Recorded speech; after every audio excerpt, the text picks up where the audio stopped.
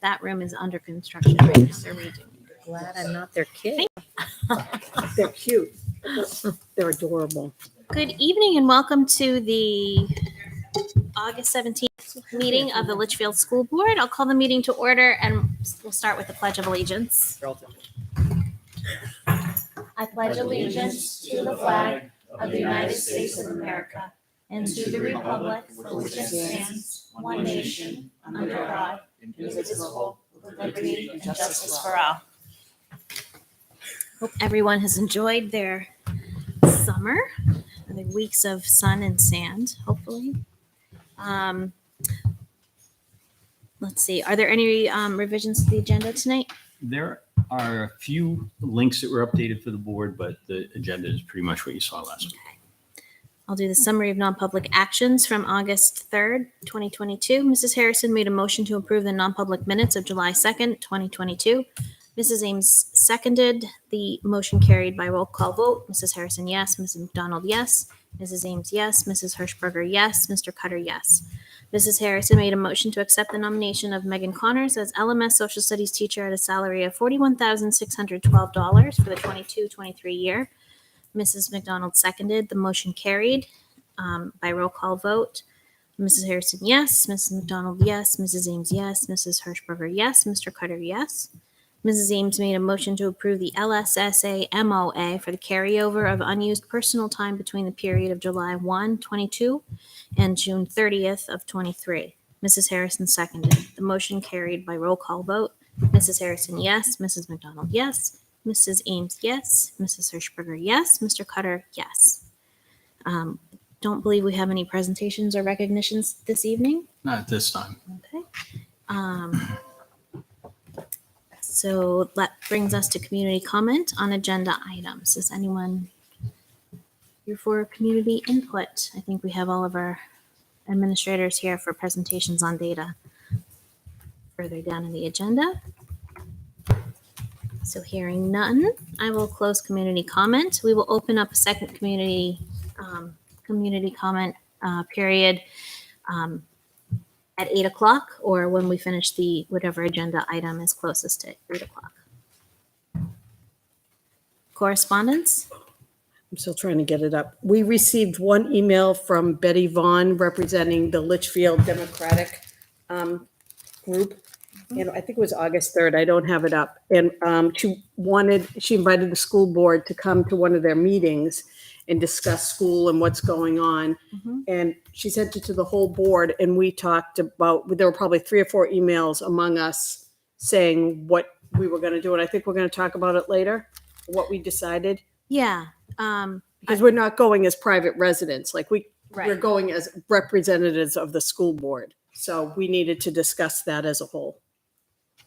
So we didn't decide No. anything via No. email. Correct. Nope. So we'll do.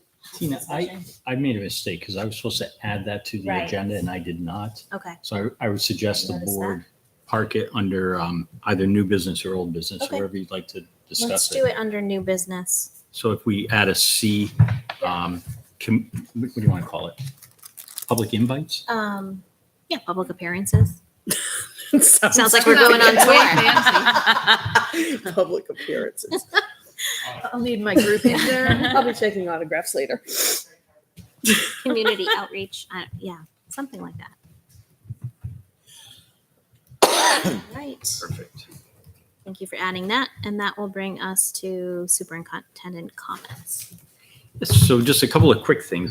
So I sent an email to all teachers in the district and included the board in that invite for the opening day schedule. So just very quickly, there are tabs at the bottom that show you what is happening with district opening day activities, but then also school-based activities.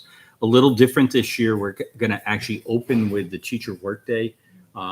We did that really out of sensitivity to all our teachers at LMS who need to unbox their stuff. They're not going to want to sit in the auditorium and listen to me when they have boxes of stuff to get to later in the week. So this way we're going to honor that day. And we are starting with a quick welcome to all the staff, and you can see the schedule. So this is going to allow the SAU staff to go around, introduce Doug and Sophia formally, and welcome everybody back. And then the plan is that many of us plan to spend the day at LMS slinging boxes and moving desks and whatever it takes to get LMS open. So, so that's the opening day on Wednesday, the 24th.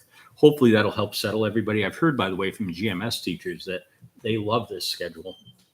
We're going to send a survey out, but they seem to like the idea that they could get that stuff done first and it's not weighing on their minds later. So we'll see after we go through it how the staff feels, and it may influence what we do in the future. Day 2 is the day that we kick off with everybody in the auditorium at Campbell. You can see that we've got the welcome and recognition. Board members are invited to join us for that. So if you're able, come on down and we'll introduce everybody. We're going to welcome our new staff. Everybody gets introduced. We take photographs. We also do the service awards. So everybody who has hit one of the milestones will receive a gift from the district, which could be a piece of paper thanking them for 5 years up to an item that we thank them with, depending on how many years of service they have. And then immediately afterwards, Bill Preble is here, and we met with Bill the other day, and we're doing our opening round on people, positivity, and potential, unleashing potential. And so there'll be a series of workshop activities that staff will work through. We'll have our traditional barbecue, and then we have the school-based culture conversation in the afternoon. And then Mary and the curriculum team has been working very closely with a group of teachers who will be presenting a model of competency-based education in the school district to all their colleagues. And I think that's really key that it's a teacher-driven initiative. So they will be announcing to the rest of the district where they are and what the plans are for the year. So you're welcome the whole day, by the way, but that's the activities that are planned there. And then you'll see there are 3 tabs for the building days. And a lot of that is a combination of required trainings that we need to do, opportunities to meet some kids at Griffin. So the kindergartners, for example, will be coming in and so forth. So it's really a variety of things that are taking place there. And Jake, just to make sure I have this right, we're not doing the freshmen on that day. The freshmen are coming in early on Monday. Correct. We're doing a 2-hour late arrival for 10 to 12. Finalize the details of all of what we'll do with the freshmen. So moving it out of the staff development time allowed us to really hit everything we need to with staff development. And then we do the staggered start at the high school. So it'll be 9th graders right out of the gate with upperclassmen assisting, followed by everybody else coming in on a 2-hour delay schedule. So that's our opening day schedule. Any questions or comments? Good. So the first day of school for high school is a 2-hour delay for 10th, 11th, and 12th. Okay, Yep. got it. At nine, We received a letter. we did receive an email as parents. It was at 9:15 because I run, I think 9:35. All right. At latest time. Oh, okay. because I Added run, to class meetings with Mr. Perez. okay, because I run the class of 2023 Facebook page. So I already put that out there. So the second thing I have for you are class sizes at Campbell. So at the last meeting, we looked at class sizes K through 8, really looking at teacher allocations and so forth. Campbell produced a spreadsheet that shows the number of students who are in the sections. And so you can go through that at your leisure and sort of take a look at what's going on. And then you'll notice in the note field, if there are multiple sections, they tell you the breakdown. My look at it is that the schedule's pretty tight. Classes are pretty well populated. There's not a lot of wiggle room. Keep in mind that was a snapshot on August 3rd. So any students who have come in the last week may have changed those numbers if they are changing and adjusting. And it'll be fluid through a certain point in early in the year, at which point it'll just cut off and say there ends the schedule changing. But the numbers show that staff-wise that they are using everybody that they have and using them well. And the one thing that Jake and I have discussed are the study hall numbers. And we're a little worried about how high some of the study hall numbers are.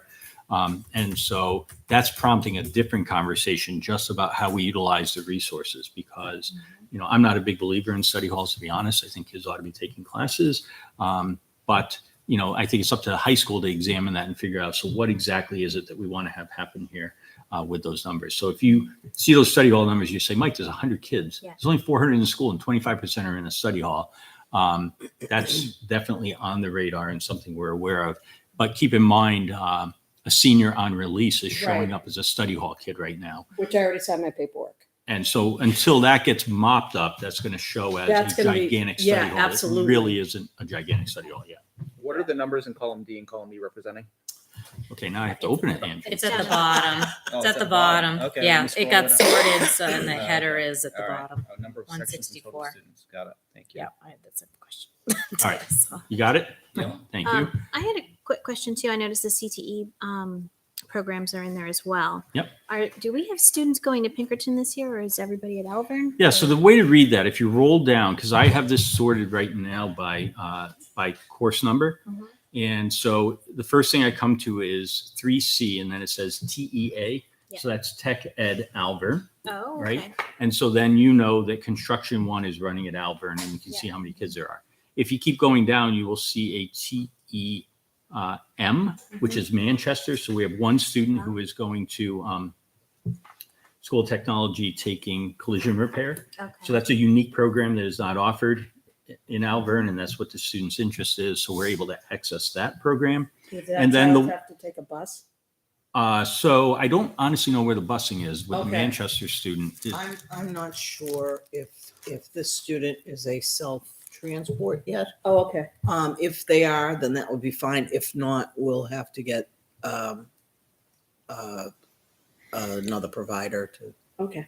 And then if you go to the bottom of the list, you'll see the TEPs for Pinkerton, and you can see that I think it's 5, right? Or 6? Yeah.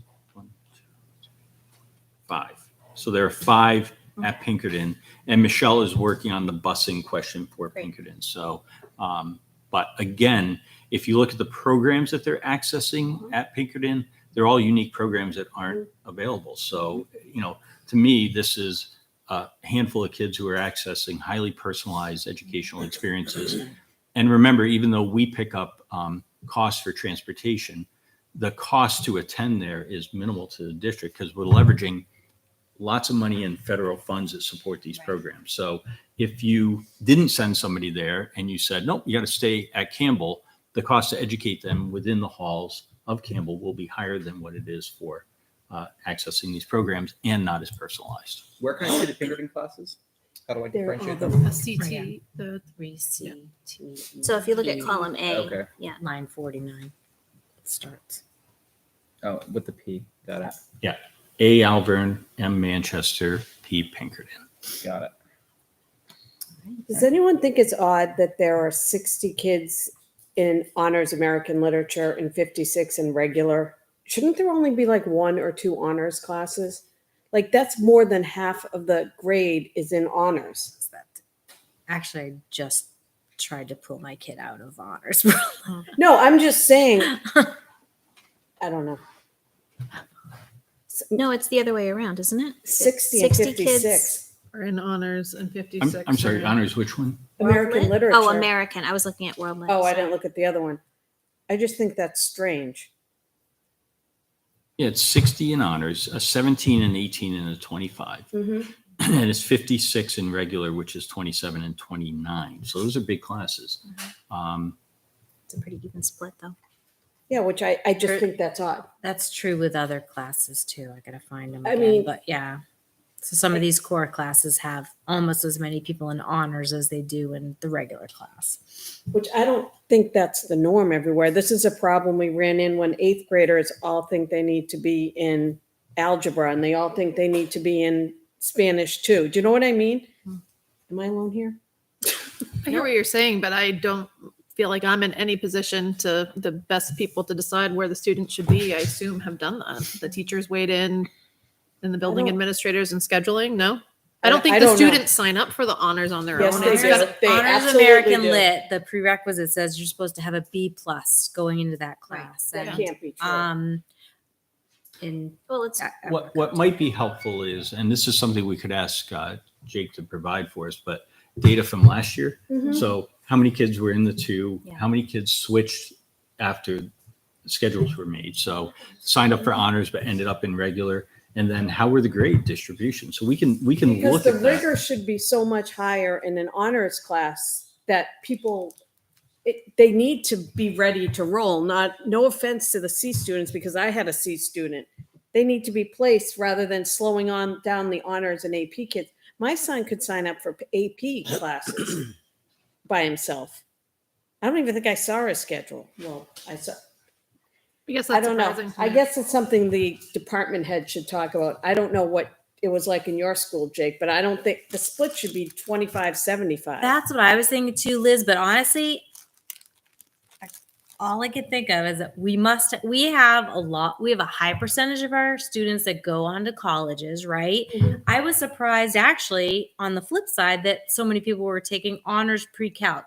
You're not going to take that if you're not really interested in that, 29 people in that. I was like, wow, that's a lot, that says a lot about our But student that's population juniors and too. seniors. Mhm. That's not just one grade level. That's juniors and seniors. So I know my son isn't taking it, and he's a stellar student Yeah, but I definitely had the same first because it's the reaction as same you did. grade. Well, I Yeah. think it's definitely something that our Yeah, admins and it's just teachers something should be looking I've at. noticed And, over the years.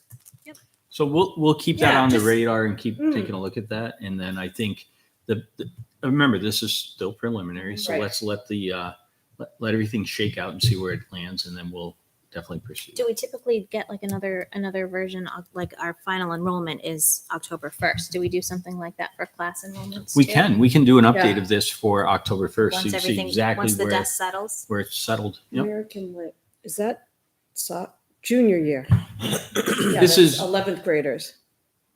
I'm going to editorialize for a second, but when you provide incentives with GPAs, for Right. honors and AP courses, you actually incentivize people to That is take the true. more challenging Right. course Yeah. versus a class is a class. The fact Mm-hmm. that somebody has AP on their transcript, that's the value. You don't have to multiply it by 1 point something Mm-hmm. to give it more value even, right? So I just think there's a lot of pieces here that you want to, it's a deeper dive into scheduling and credits and so Rigor. forth. And rigor. That word, Yep. rigor. Yep. But it's true.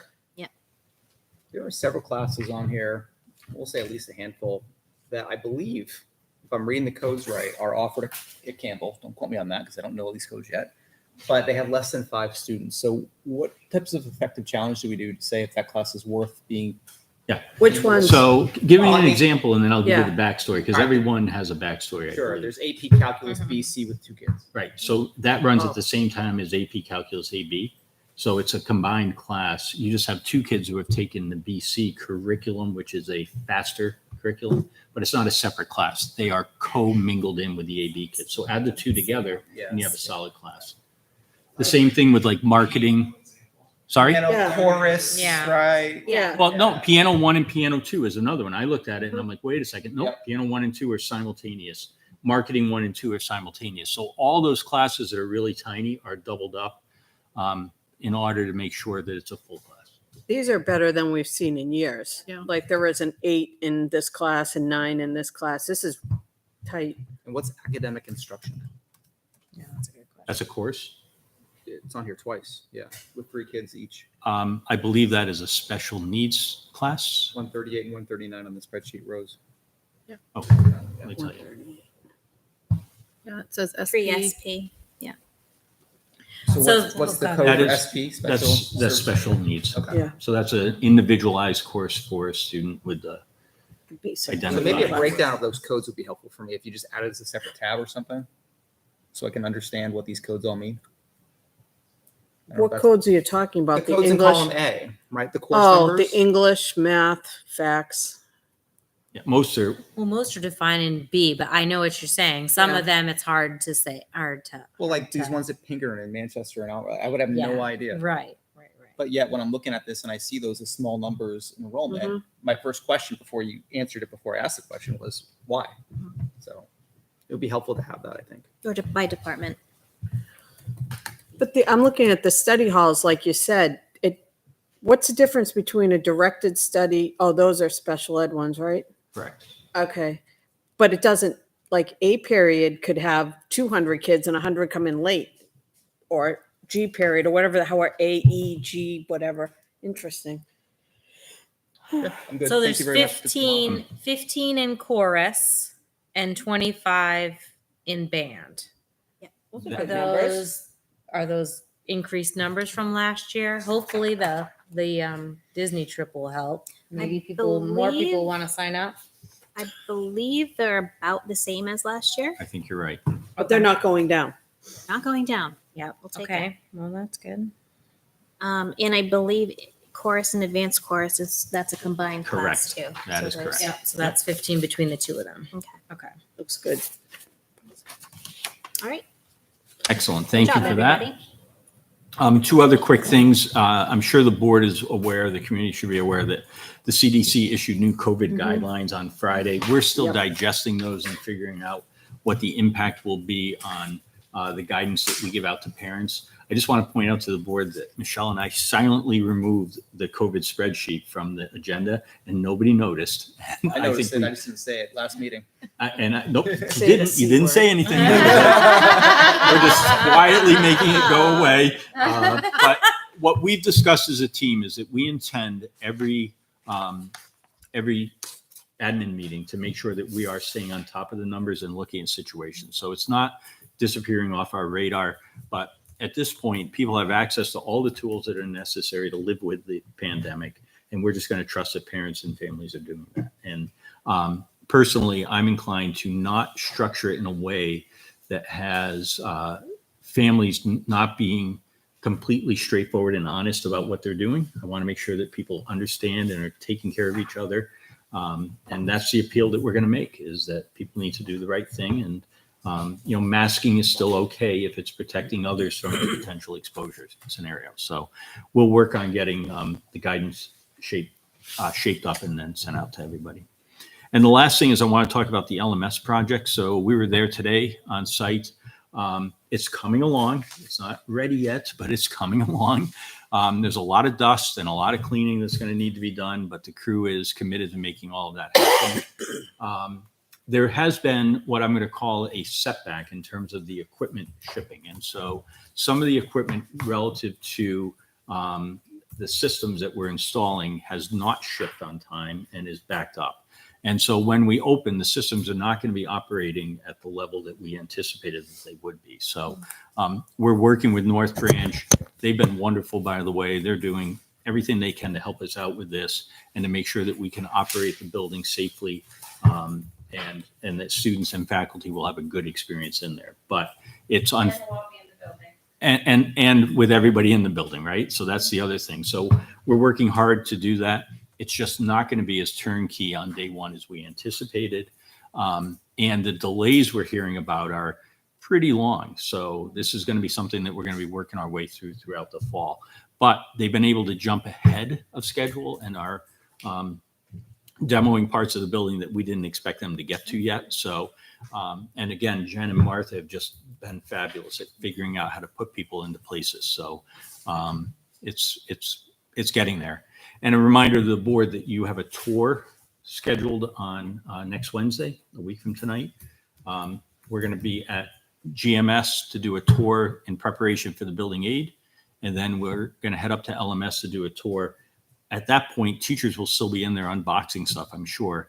And I think it would be helpful if, they saw board members so that they knew What time is this what at? you were there. So we would be at LMS. Well, we'll be at GMS at 3:30 and then up to the middle school around 4:30. 4:30. So But I trust you guys. I should be there. and then, right, Jen, what time is your parent forum? 6? So that night at 6. So we're going to do the tour from 4:30 to 5:30. And at 6 o'clock, there's a parent forum where we're inviting the community in to see what's going on. So it will be I shouldn't say as ready as it's going to be, because there's still like 4 more days before kiddos arrive, but It will be a work in progress. but It's a it great is an idea to have parents active, come in. active, busy place over there right now. So it was good to see. That's all I have for you. Perfect. Thank you. School board comments? Can you just send out a reminder? Is there going to be an email on those sessions for next week? Absolutely. And have parents been notified of the? We should put it on Facebook too, if it's for the community. I'm sure it's on Jen's page. Can other community members come and see it, like taxpayers? Yeah, I mean, it's a parent forum. Nobody's going to ID people at the door. So we'll welcome people in. I just have one comment. Are we in school board comments? Yes. Okay. Would we read a letter that was sent to well, I guess they can't send anything to us anonymously. It's interesting because the select board read a letter that was anonymous. Somehow they got it. Did they? I don't know how that was different, but anybody who sends us communication, they have to put their name on it, correct? By law, it has to be name Okay, and I address. just was curious. I was like, Not huh, allowed I've to never, read like, anything we've from never anonymous had that sources. occasion to have anything. The only thing I can figure And then is we they, should have auto Confidential. response now in place where if they're sending an Yeah. email, right, it directs Yeah. them back to sending it to the board. Okay, just was curious about that. Okay. Was 'cause I it a had never, complaint or, because it I- was something about, what the heck was it? Oh, it was the Penachuk situation. And then actually Mr. Leary said it was somebody in his family that sent it, but you didn't know that because it was, they said it was not anonymous. So I just was Did you guys get it? curious. No, it wasn't us. Okay. I was just wondering if we would ever accept communication that was anonymously sent to us No. somehow. if we received an anonymous allegation of Mhm. something awful, Yeah, we sure, wouldn't ignore it. of course. I don't know yeah. that we would read it into Right. the record, but we would, Right. I would expect that it would be like, hey, Mike, figure this out, go into this and dig into it, right? So it's Right. just, I think for us to say anonymous means we don't even read it, which I've heard some boards say, like they just delete anything anonymous. And I'm not sure that's the right thing to do either. I agree with Because that. if there's a whiff of truth in an allegation that we Right. ignore, that's a problem. Right. So it's Right. delicate, but I think it's a good point to say out loud. Yeah, that's what I was wondering. Okay. Yeah, that makes sense. Okay. Thank you. Also, I do have one comment. I just received this evening a letter from Kelly Hesperzak. Her son Nathan made Eagle Scout Oh, on July congratulations. 20th. So we're sending, I just signed and we're sending a letter of recognition to him. And I just wanted to give Nate congratulations. Well done. Yeah. And there's an Fabulous. event, I believe board members are invited to an event. Yes, When is that? it is. Let's see, 3:00 p.m. on 9/25 at St. Mark's Church in Londonderry? Londonderry. Yep, Say it again. 3:00. Where? 3:00 on 9/25. So that is a Sunday afternoon. Oh. Just so everybody has that date in mind. September. Yeah. Okay. Thank you. September 25th.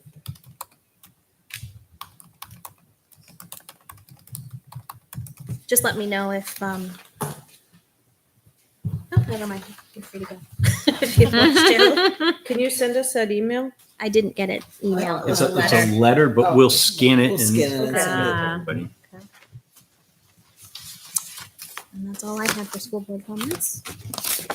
I guess, Mike, my only school board comment, I guess, question would be is if we as board members can be helpful in getting LMS back together again. I'm happy to come in. It sounds like it's all hands on deck, so putting that out there. I don't obviously want to create a problem with quorum or whatnot. But I'm happy to come and, I don't know. move boxes or stack Tina, you'll have to shelves or. work too, right? Yeah, I'll be sending So my it own won't be a classroom up. quorum if Yeah. two of us aren't there. If you guys. I could would go. be available. Yeah. You know, So I parts think- of a day. Parts of the day. I think two things. The key day is really that Wednesday, just helping people to unbox stuff and get boxes to the right location and Yeah. all of that. So I think that's the day that's most helpful. And then if the end of that day comes and people are in panic mode, we'll figure that out. I don't think that'll happen, but I think we'll be okay. The other thing, so since you've We can asked just that, go room let to me just room. take a Uh-oh. minute. He's So playing a story. I will say the most acute, we have two acute needs in the district right now. So if you look at districts across New Hampshire, across the United States, there are teacher shortages like there's no tomorrow. I looked at a small high school in New Hampshire. I couldn't believe how many teacher openings they posted today on Facebook. And I'm like, I don't know how they're going to teach students in 2 weeks. I don't know how they're going to do it. We're not in that scenario when it comes to our teachers. Where we are hurting, we've had a significant number of resignations in our custodial staff. Joe has put out a wonderful email. We've got parapros and other support staff members who are going to come in and help out. So we have a plan going forward, but we had a meeting on Monday. We talked for an hour about how to strategize on filling these custodial openings. And so it's a real challenge for us. So anything we can do to Think our spread that word. district is paying what other districts are paying. So that, we started with that premise, and then Yeah. we went to Ed Jobs and we pulled it up, and there are 50 custodian positions posted on Ed Jobs. That doesn't mean there's 50 in the state. That means there are 50 posted on Ed Jobs. And when we went through and we looked at what other districts were paying, we're right where we need to be. We are not being outbid on a pay rate thing. There's some other things I'm going to talk with the board tonight in non-public that I think can help us other than pay rate. But it's, our starting rate of 15 to 16 an hour, depending on where somebody is right where everybody else is for the most part. And that included, I'm like, look, these are Seacoast area where usually Seacoast wages are a little bit higher, and they still were in the same market of us. So, but Students apply for those jobs. So if there's some high school students that wanted to clean classrooms or whatever, can they do custodial work? absolutely. You have to be 16 though. I Is it actually 16? asked about Okay. that. The one thing we probably will do is not have a Campbell student at Campbell. Yeah. So more likely than not, if somebody's applied to be a custodian, they would be working at one of the other two schools. But yes, we are open to anybody. And if there's somebody out there who knows of somebody looking, we're desperately looking. The other is we've had a few parapros resign. And so people to help out in the educational environment, that's another area that we are seeking to fill. So those two slots are there. Food service is actually in good shape. Food service is in great She shape. told me, Yeah. she Yeah, which said is she's wonderful. fully staffed. Yeah. I think that's like the first Well- time since I think she's been here that Yeah. she doesn't want to jinx it. She but- made a mistake because she said that out loud and got a resignation. Oh, no. Never do that. You never say, you don't use the Q word, you don't say full. Anyway, but we're in so much better shape in that area. But really, custodians and paraprofessionals, if there's somebody out in the And community. subs. And subs, Yeah. right. If you're willing to help with us, please get your applications in. What is our sub pay? Because I looked in the educators of the 603. Did you see that last night? They were listing, did you see that, Jen? All the different pay rate. We're right in the middle of there too. It's either 90 You don't or think so? 100 a day, I think. I think we're at least 100. People are in the 90s. I don't want to say a number and have it wrong, but Right in the middle of some of the higher ones are pretty close by. Yeah, they're cities. All right. Interesting. No? Okay. Still don't have Moving right along. subs. Any other school board comments? All right. Public minutes from August 3rd and August 2nd informal. That was the LMS tour that we had a quorum of school board members at that one. I'll make a motion to approve the minutes from August 3rd and August 2nd, I'll second. 2022. We have a second from Heidi. Questions or discussion? All right. Hearing none, we'll go for a vote. All in favor of approving the minutes, say aye. Aye. Opposed? Abstain? 500. And that brings us to business and operations. So I just have a quick verbal update. We're still working with the auditors to kind of clear up a couple different things, but we should be done, pretty soon, which would get our expense report out for the end of this month at our next board meeting as well. So we'll be able to kind of get those reports flowing at that time. Other than that, I really don't have much else to report today. For Doug? I had one question. I was just going back and looking at your report from last month, actually, and just trying to study the chart. And one question I have is the trust funds, where do those fall on that chart? Yeah, I read that. I responded probably like a half hour ago. Oh, So it's definitely a good question. So with the chart, I was more trying to show kind of the typical yearly things that flow into the district, okay. where trust funds are kind of like sitting on purpose. And then they come in for a specific reason with a special meeting and then with a board vote as well. But it's So it's if I considered were, a separate fund, though. Is it kind of handled like the other funds in terms no, of? because Okay. those trust funds can kind of just keep going. And, Yeah, sure. and we can't Okay. touch them without you voting on it. Or the other funds we can kind of use for the purposes of the district. But they're kept in separate accounts. They are kept in a separate account, where they're actually kept by, I forget his name, but over more with. I know we have the a town. trustee of trust funds. Yep. Okay. So all the town's trust funds are kept together. and we can get we get a report, monthly report on where we stand with it. But, Okay. Yeah. Okay. So, So it's really not tied to our bank account until it's something, Until we the bring money it over. gets moved over. Okay. Yep. That's helpful. All right. Anything else for Doug? All right. Thank you for that, Doug. And that brings us to our annual data reports. So just to set it up for the board, remember by policy, we give an annual report on where we are with our academic data. So we have 3 principals and a curriculum director here today. And I think Mary's going to kick us off with a general overview of where we are with spring testing info. And then we'll work our way through. I guess we'll start with Dan, go to the middle school, and then end with the high school. Give Jake a chance to settle in a little bit. So, all right, Mary. All right. Good evening.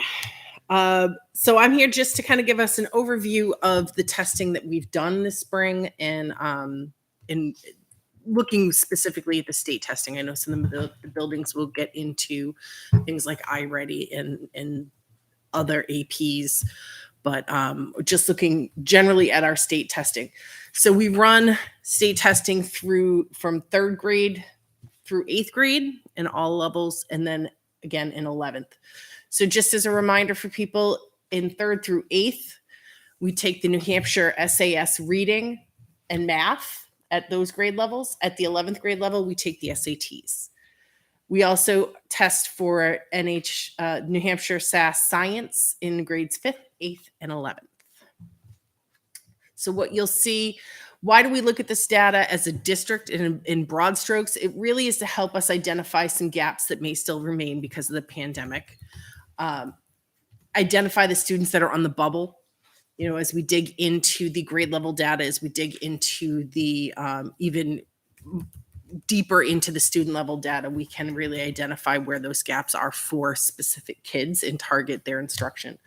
From a bigger picture lens, it continues to give us insight into our curriculum programming, whether or not we are properly aligned to the state standards, to whether or not our assessments that we are using on the day-to-day are aligning to what our kids are going to see on some of those higher stakes testing, and just to make sure that we're using similar language and levels of rigor in what we are doing in our classrooms.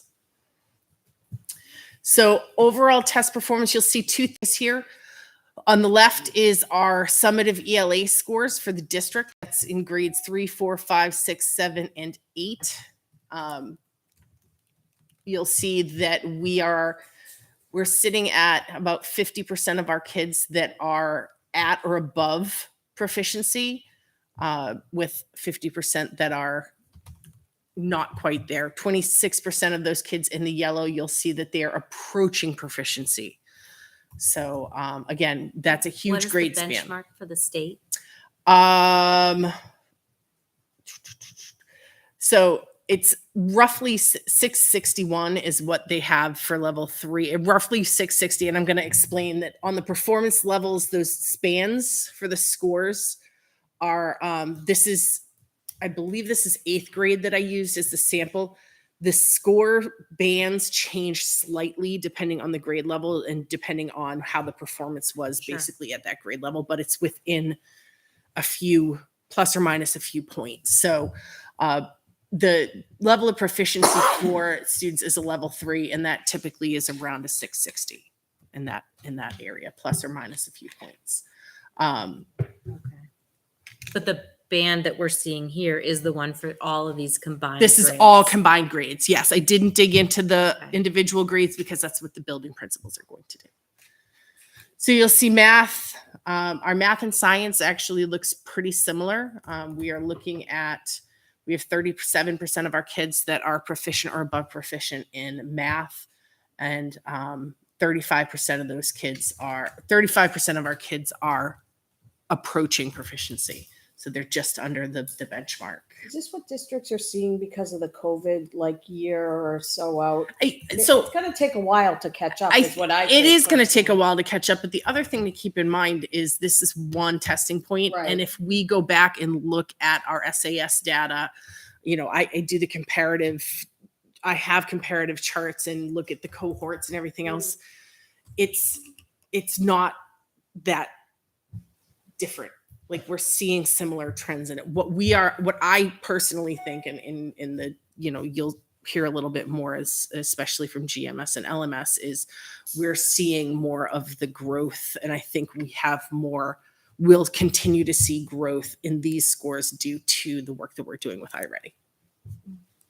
Can we see that? I had written down it, for the SAS, if we could see the trend data from the last 5 years, that would be helpful to kind of this is one moment, 1 year, So, one cohort of kids. I haven't done that because as you're not talking one, this is 6 different cohorts of kids. Right. So to look at the data, this big data comparatively, I think is a little, Right. it I doesn't meant give us as broken much. down.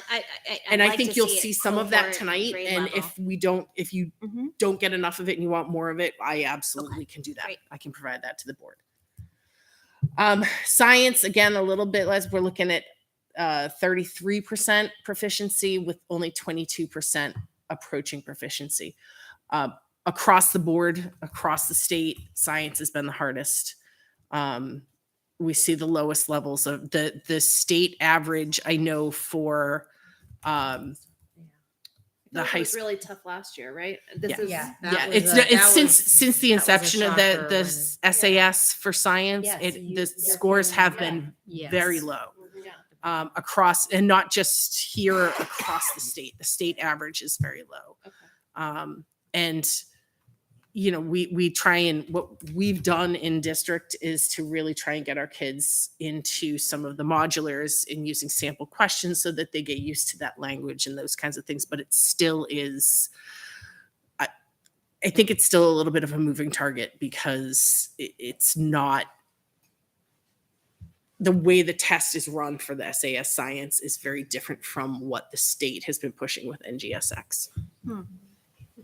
So- High turnover at the high school doesn't help either. So, I mean, I I hope I that those agree, but I science will tell teachers are you- welcomed by everybody. I will tell and you, just but really embraced. you are correct, but I will tell you it's everywhere. And our high school, and I mean, I know Jake will speak more to this, but our high school science scores went up significantly. So, Okay. and with that, if nobody has any overall questions, I'm going to start turning it over to. Well, my overall just observation is that these aren't that great, Mhm. right? And that, I mean, we're bucketing the yellow as being close to proficient, but what does that really mean? Because there's a large group that are close Correct. to proficient. I feel like that can be a wide range in that group too. It is, and that really is, I think, where the idea of trying to target those kids, when we talk about the kids that are on the bubble, those are the kids that we need to target in our instruction. So as we're digging into this data in PLCs and stuff this year, when we're looking at this, when we're looking at it versus iReady, that's, I mean, the goal is to move those kids, not to not move the kids that are in the red, but a lot of those kids are right on the bubble into the green. So the more of those kids that we can move. And iReady will Movement at a keep, higher yeah, pace. iReady is going to keep building and building. Yes. That's, yeah. And the iReady and the consistent. SAS are aligned to the same standards. So the kids, as they dig into the personalized pathways and stuff in iReady, it's helping to support where They some meet of you the where you gaps are. So, this is one of the things that we are looking at in terms of our across the board in our PLC work with our teachers this year. Was it possible to get a 5-year average? I guess I'm not clear on that answer. It's possible to get I mean, I can pull the data Yeah. as an overall 5-year average. It's It not gonna doesn't show you very much. it doesn't give you as much as looking at the individual grade level 5-year averages. I'd like to see the individual grade level 5-year averages. But do we even take them? Did they all take them online? So it gets during COVID it's a or- little Yeah. wonky because we took them last spring. We Mhm. did not take them the spring before, but we did the fall. We did them in the fall, but we had issues with using the, Oh, the wrong, wrong grade grades, levels yeah. and everything else. So So it's all coming back. So I guess I'm not looking for the 5-year averages. I guess I'm looking for the trends. yes, You Yes, know, for are we each up grade. and down? Are we up? Yes. Are we we flat? we tend to be, if you look, our cohorts seem to be right in line in terms of like when you look at the cohort data, the kids seem to be, for the most part, if you kind of look past the gap with the spring of Sure. 2020, Right. they are for the most part moving up. Personally, I think Cohorts, you're talking grades, or are you talking these other bands? Pelham and Great. No, I'm talking. sorry, I'm talking within our grades. school Oh, really? cohort. No, I'm talking Oh. grades within our own. So like Okay. the third grade, if you can track, I've been here now 5 Yeah. years. I can track the data back to our third graders all the way through Mhm. eighth. Yeah. when did you take the iReady compared to the SAS? We took SAS first, I believe, and iReady at the end of the year. How many? Because I personally saw test fatigue. Yeah. In middle schoolers' attitude, they don't buy into the test. They have test fatigue. But It's that's it's not a that's also why we do the SA. Yeah. We do the iReady after, because if they're gonna have fatigue on something, I'd rather have it be On the iReady. on the iReady than on the state testing. smart. But isn't I ready to help you to, like, I don't know, to see where the kids are? I would think it just fundamentally it's more at the beginning. They I do- don't know. They do it at the 3 times a beginning. year. Oh, three Three, times a year. and they Okay, do it got in January-ish. Okay. Sorry, Let's I let's told do you. it again. I'm on. That's why I don't go in any. Come on up, Dan. Okay. Sorry. Thank you. Well, now you can be shorter, Dan. I got my timer going. All right.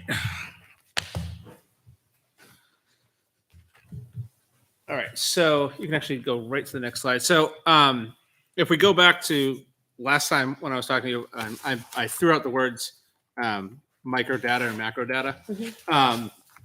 Just something to know is that both the SAS results and iReady are macro data. It's the big stuff that's provided to the teachers, and the SAS is like macro of macro. And so it really is a good way to analyze systems and trends in terms of curricular areas and approaches. So we're going to get at a little bit about how we can use it at individual student levels. I was trying to think of an analogy, and the best one that I can come up with is when you look at the SAS and you look at iReady. If you think about it, the SAS are the election results. The iReady are those polls that you get along the way. And so both of them, you can take an analytical lens, and when the election's over, you can look back and say, what did we do right? How did we get to a win? How did we get to a loss? Mhm. The iReady, you get those periodically, so you can actually make those adjustments along the way. We're making gains here.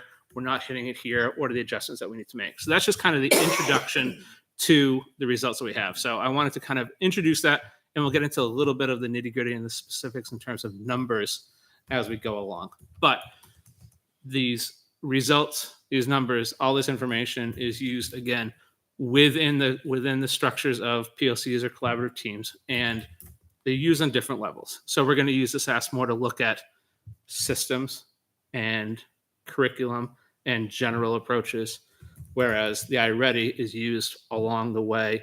It can change, it is fluid, and it has a much more direct impact on the student experience. And also, we get them more frequently. We're going to get those results 3 times a year. SAS is also, while it's given in third and fourth, it's designed to reflect on the structure. So the third grade SAS should speak to the educational experience collectively from K all the way up to third. So it's not necessarily a third grade test. It is a cumulative until third grade test. Fourth is a cumulative until fourth. So we can really look at kind of an umbrella over all of our programs. And so that's how it's generally used. So if we can go to the next slide. That's a great framework. Thank you. So I just put this as a visual, more for me to remember to say it too. When you're talking about macro data and micro data, this is how it's kind of all used in conversation, that everything should be used to reinforce or confirm everything else. So if we're working in perfect alignment, what we see in the data, micro and macro, should also be what the teacher is observing, is also in the student feedback. And what I mean by student feedback is what the students are telling us, either in their words or sometimes in their actions and their attitudes. They're kind of giving us that feedback. So at no point, if it's all online, should anything be a surprise. I always use, and it's a harsh example, that if a teacher says, if I show them poor results and they say, yeah, well, that's what I expected, the harsh response is, so you knew they were going to do poorly and you just allowed that to happen? Like, this is where that feedback loop comes in. So that's just the visual for that. So now we can get into some of the numbers. And this kind of touches to, Mr. Cutter, what you were explaining before. So this is our spread.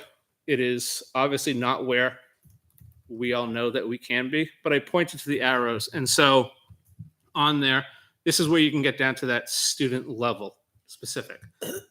There aren't necessarily direct approaches you can do. So iReady will get into that. It says they're low here, do this. This is going to get into areas. So those arrows point to those fringe areas. So if you look at the data, there are 11 students in that first arrow. There are 11 students that are 2 points or less from going to a 1, from going from a 1 to a 2. The second arrow between the 30 and 35, there are 10 students who are within 2 points of making the jump from 3 to 4. That's low hanging fruit. Those are students that we look at it. Now we look at those students, we can look at the areas and say, based on what we see and what they tell us, we think they underperformed in this area.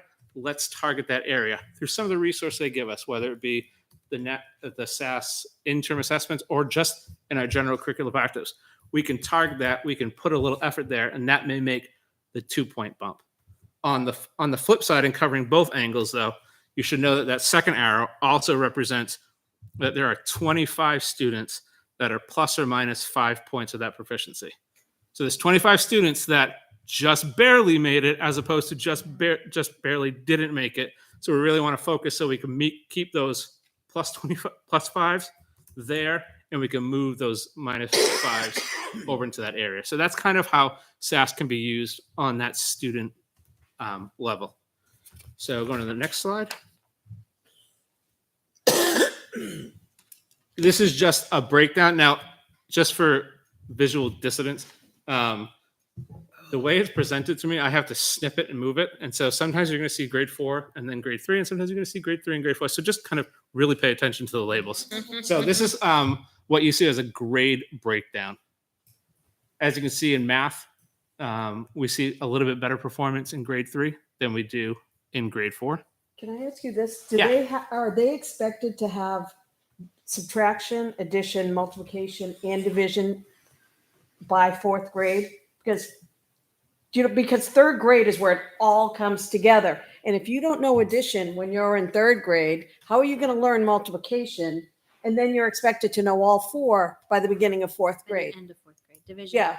Yes. Yeah. So we have discovered in certain areas, and this is where some of the alignment comes in with our curriculum programs, that they are being asked something that hasn't necessarily come along chronologically yet in the programs that we use, and that's where we need to make adjustments. Unfortunately, this is also, you have to experience it to learn it. So the teachers have to experience it, go, oh no, we're based on, because this kind of comes right when we get back from April vacation. Mm-hmm. So there's still a solid 4 to 6 weeks left of really instructional time. And so we may not really intensively get to, say, for instance, fractions and decimals, Right. but they're being assessed on that. Yeah, that's what. And so, but again, I have to remind it, it's not a 3rd grade test. It's supposed to be a cumulative until 3rd and a cumulative until 4th. So that's where grade level systems and then overall school systems have to be looked at to make sure that our scope and sequences matches the assessed scope and sequence. Yeah, and I think to your point, Liz, if I can just jump in, Yeah. like division is like done in 4th grade. They're not actually the standards to master division by traditional methods is by the end of 6th grade. So there are things that they're going to be tested on that are not necessarily at mastery at that grade. And furthermore, too, with the SAS, there's some work that we can do about approach to the assessment. I'm not saying teach the test, but the way that the questions are worded and the way that the questions are presented is sometimes very foreign to the way that we do it. They will ask these massive word problem questions that have 6 different operations and 7 different steps. I'm exaggerating slightly. And then based on that word problem, there are then 5 questions that they have to answer. And so it really gets into a very deep level of mathematical understanding and not just mathematical operations. And they give up by the second one if it's too Or, hard. yeah, so there's some preparation we can do, but not at the sacrifice of also just what we're doing, regular curriculum with our scope and Right. sequence.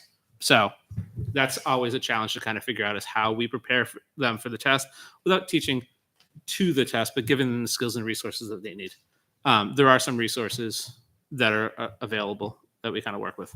So going to the next slide, you asked for, this is the best I could give you for a year to year. So this is how last year's 3rd and 4th, and then this year's 3rd and 4th. Progress. Yeah. And then go to the next one. So this is, again, the best, what I could access for a cohort group. So this is the same group. This is this current 4th grade. So how they performed on 3rd grade in a crazy year, and then how they performed in 4th grade. And so we actually see some dips that we want to analyze and figure that out. I will say a glitch so we can see 3rd to 4th grade, but now at the point that I have these results, these students that we're talking about are now at the middle school. So again, it's information that we can use for systems, but in terms, I don't have access now to the students to find out who are the students that move from 3s to 2s. With a little digging and coordination, perhaps with Jen and the middle school team, we can look at it if we wanted to take a student level approach to that information. So next slide. So again, key takeaways. This is the information that's even behind the data. We see that math reasoning is high in both grades, but with large middle groups. And I want to explain the middle group. So we get performance results, and that's those 4, the 1, 2, 3s, and 4s. That's the only time you see it on a 4-point scale, because then when you get into the domains, both in math and ELA, they're in 3-point scale. So then you have low, near or at, or above. And normally what that looks like is 20% low, 72% at or near, and then whatever's left, 20, percent high. So you always end up with these large at or near, which leads to a little bit of vague and ambiguous area, and we kind of have to suss that out. But what that does give us is, so we talked about targeting students. This is where we can start targeting systems, because we can look at historically, we can say that we didn't perform as well as we wanted to in math, but now we can look at that and say, which of those domains do we think we underperformed, and we can actually give attention to. So again, math reasoning is high in both grades, but there is a very large middle group. I don't know if we can do anything. Modeling and problem solving is a strength in both. Okay, we can check that off, keep doing what we're doing.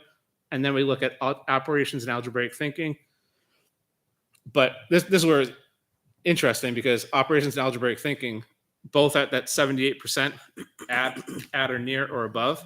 And then when you looked at it, it showed up as a target area in 3rd grade, but it was the strength of the 4th grade. And that's just where you get different cohorts, and it just shows up differently. But again, it's worth looking at. And then numbers and operations was a strength in 3rd, but then it becomes a target in 4th. So that's where we look at, again, systems-wide. What happens with our numbers and operations? Is it something we're doing? Is it a way that it's being asked? How come our students are performing lower in that same category a grade later? These are the questions we want to ask and try to find answers to. Moving on to ELA. I assume you just read that. It's basically kind of what I've been saying over and over again. So we go to ELA performance. Again, the same thing, just again to point out those 2 red arrows. Between 1s and 2s, we have 7 students who were just 2 points away from becoming a 2. Same again from 2s to 3. We had another 7 students. that if we can look at them and we can give a little effort, we can move them from a 2 into a 3, increase our proficiency, which is overall what we want to do. But again, looking on either side of that proficiency, you're looking at 18 students that are 5 points plus or minus. So those are really the ones that we want to look at when we look at this data and say, what is it we can do to really shore up and keep part of that 18 that's above there, and make sure we move the other ones along to cross that line into proficiency land.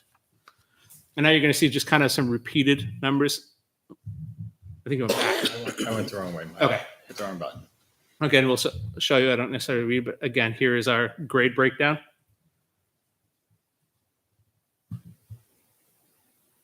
For ELA. And then here is, again, how the school did last year versus this year. Some takeaways, we had more 4s, but we saw an increase in our 2s as well. So our overall proficiency is lower, but our greater than proficiency is also greater. So there's something in there, again, that we want to analyze. And the vertical performance. Next slide. Sorry. I'm going backwards. Sorry. There we go. I don't know why I did that. Right, twice. are we on page I'll 13? stop. Yeah. Okay. So this is where we see, again, that same class where we saw some losses in math. We actually saw some overall gains in ELI. And I would also note a thing that we will be looking at was, especially in math, last year we had a pilot year in mathematics. So we actually had 3 different math programs going on in some grades. And by 3 programs, I mean, it was the one that we had always done. We did the updated version of that, and then we did a third one, which is the one that we ended up going with. So unfortunately, we didn't have this data to see how that correlated, but we did go with what seemed to be the program that was showing the most promise. And so we're going in. So we will have a new consistent math program this year. But flip side, we'll be piloting some reading programs. So I'm interested to see if when we pilot, if it actually has some sort of impact on SAS. Again, thinking systems wide. So did the data actually support going for the Big Ideas program? I haven't broken it down that much to see Oh, okay. if the pilot teachers, and again, you'd really only be talking about 2 classes. Third and fourth. Okay. Yeah, so there'd be one teacher in 3rd grade and 1 teacher in 4th grade. We wouldn't be Right. able to see the cumulative. Again, it's cumulative, so we wouldn't You know. would have it for iReady. You just wouldn't have it for the SAS, right? I could have it for this. I just Yeah. haven't looked to see But if. I mean, you'd have K to 4 for with Yes, iReady. if I wanted to, I could look at targets and I could look at teacher and see if there was a drastic difference Okay. in performance based on which program they use. That just takes More digging. it takes a little time. Yeah. So again, going into key takeaways, again at that subdomain level. Again, remember you go from performance of 4 down to subdomain of 3. And I'm going to give you a visual here too, just to show you how this comes. And so to interpret this data, you start with a cover sheet, and it looks like this. So this is the cover sheet. Shows you general performance. Then you get to break down by grade level. And now all of a sudden you have to get down to grade level. Now you're at subdomain. And now you have to use these hieroglyphic symbols that they use on the page. And then you have to translate that to a strength, an equal, or a weakness. And then what you have to do is take this. It says craft and structure, standard 5. Okay, that looks like a low. So I'm going to flip to the back page here. And I have to say craft and structure, subdomain 5. That is going to be describe the overall structure, e.g. chronology, comparison, cause and effect, problem solving, events, ideas, concepts, or information in a text or a part of text. You have to do that over and over and over again to try to find out what your subdomain strengths and weaknesses are. So that is the work that we do. But when you do that, you can see that we do have some consistencies. And you also see that grade levels are all over the place. That is information, though, that is not just school wide. That's not just grade level. That's information that I can share with the teachers and just say, just so you know, looking at it, while the whole grade performed well here, it seemed to be one of an areas that your class last year struggled in. Or the flip side is we didn't do that well. We stayed equal. For some reason, your class shined. Can we talk about How you do it? that. And again, see how specific that is. I don't know if I could ask a teacher if I could say, what specifically did you do in describing the overall structure, e.g. chronology, comparison, cause and effect, problem solving, events, ideas, concepts, information in the text or part of text. But it may spark a conversation that we may be able to glean some information out of here. But that's kind of the level of information that we are working on. But I wanted to share, that's kind of what these results look like. All right. So again, some next steps. Again, utilizing this, focusing on those students that are right there on either side, and then making sure we use this information to look at programs and to look at approach. So now let's get into iReady. So again, and Mary already described this, we started iReady this year. So we gave the iReady assessments 3 times. However, the iReady system is also a year-long system. So once you give the benchmarks, they then can give students kind of pathways to progress that then they can work on independently, or teachers can integrate it into the classroom work.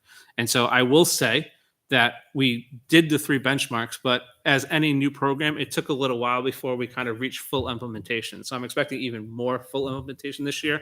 Now there's some familiarity. So I would say that by the time we got to maybe around Christmas, January, we almost had full implementation. So you're seeing that students are taking that, we get the results, we can look at that, and now all of a sudden we had a targeted pathway to kind of approach those skills. So with that, now if you go to the next slide, we need to reverse our visuals here, because on iReady we're used to looking left to right, going up, and now for iReady we're going to go left to right, looking down. So the left, the green with the slashes, is where we want them to be. That is mid or above grade level. Green is early, and then so it goes down. So where we went from low to high, now we're going from high to low. So these are end of year results. So you can see both, and so every Oh, time I you see see. this, I underline it on the Most first slide, and it just repeats this pattern. The top, the bigger one, Yeah. are the results of the spring or end of the year assessment, and the slightly shaded one below is the fall.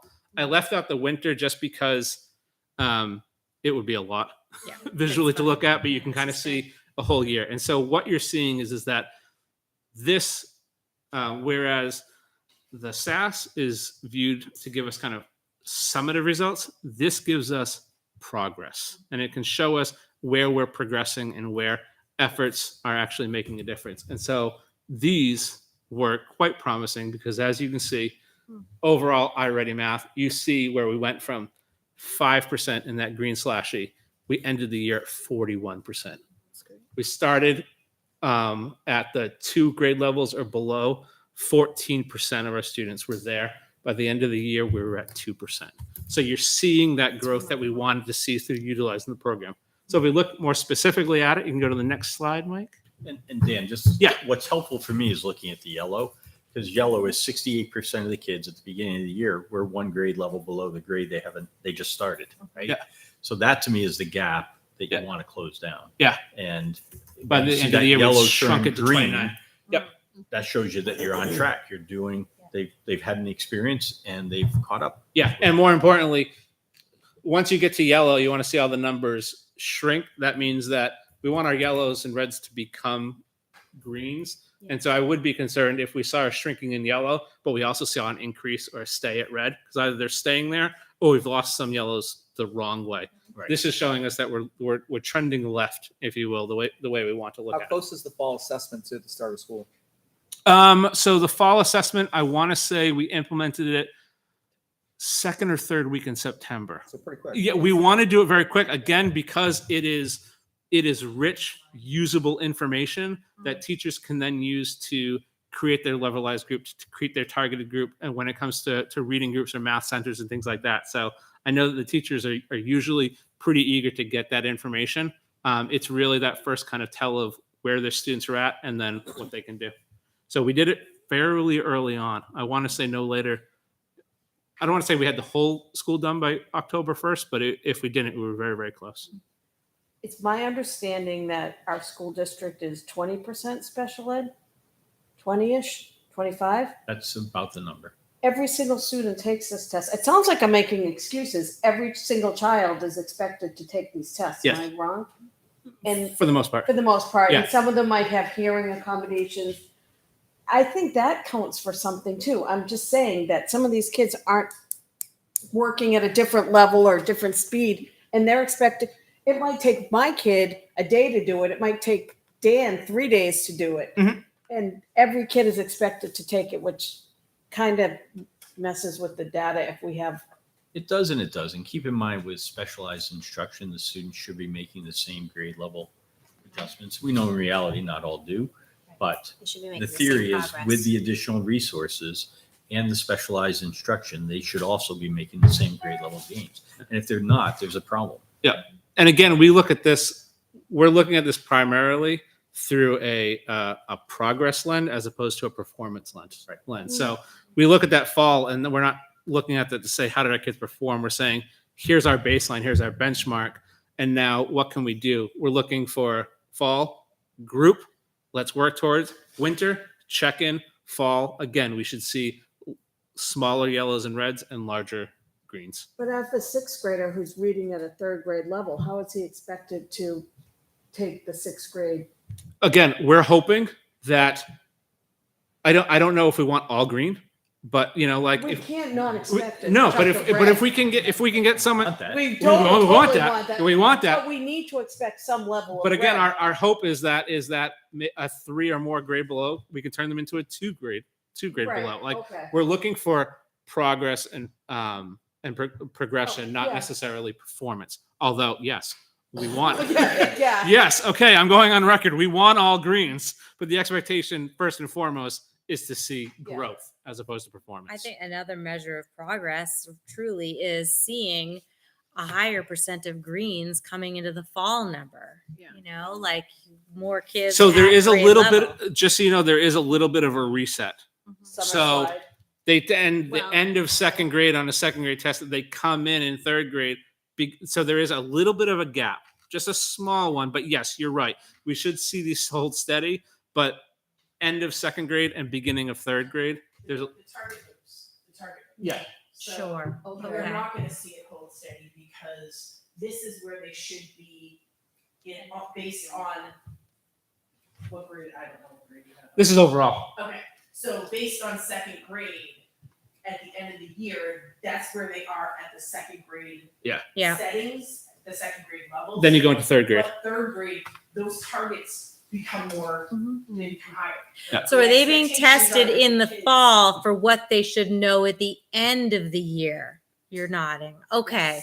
Yes. Okay. So that makes more sense then that less would It's a be grade level proficient. Yes. progress during the So really the yellow would be normal then. But I was gonna say, based Okay. on logic, then if we are at Okay.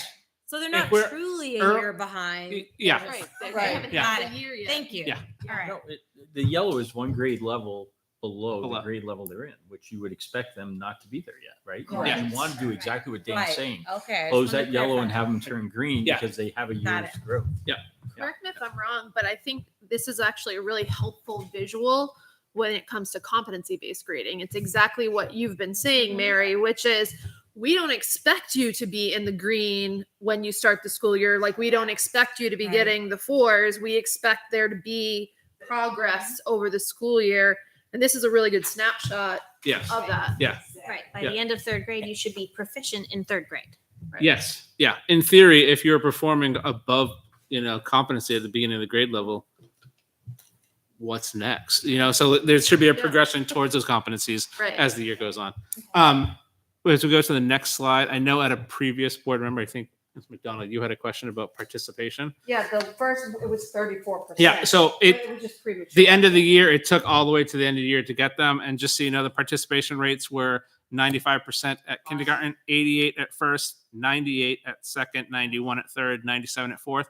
And I will say that some of those are the numbers that the system reported, but they also reflect kids that never enrolled, unenrolled. So like they're in the fall, they move away, they still show up as a student. So like 43 out of 45, but those 2 kids are gone. We're not going to chase them to the next town and give them there already. They just show up. So those are our participation rates too. We're very, very satisfied with our participation levels.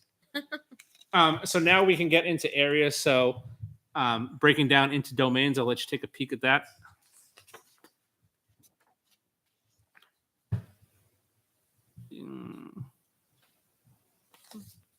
Next slide gives you your grade breakdown overall.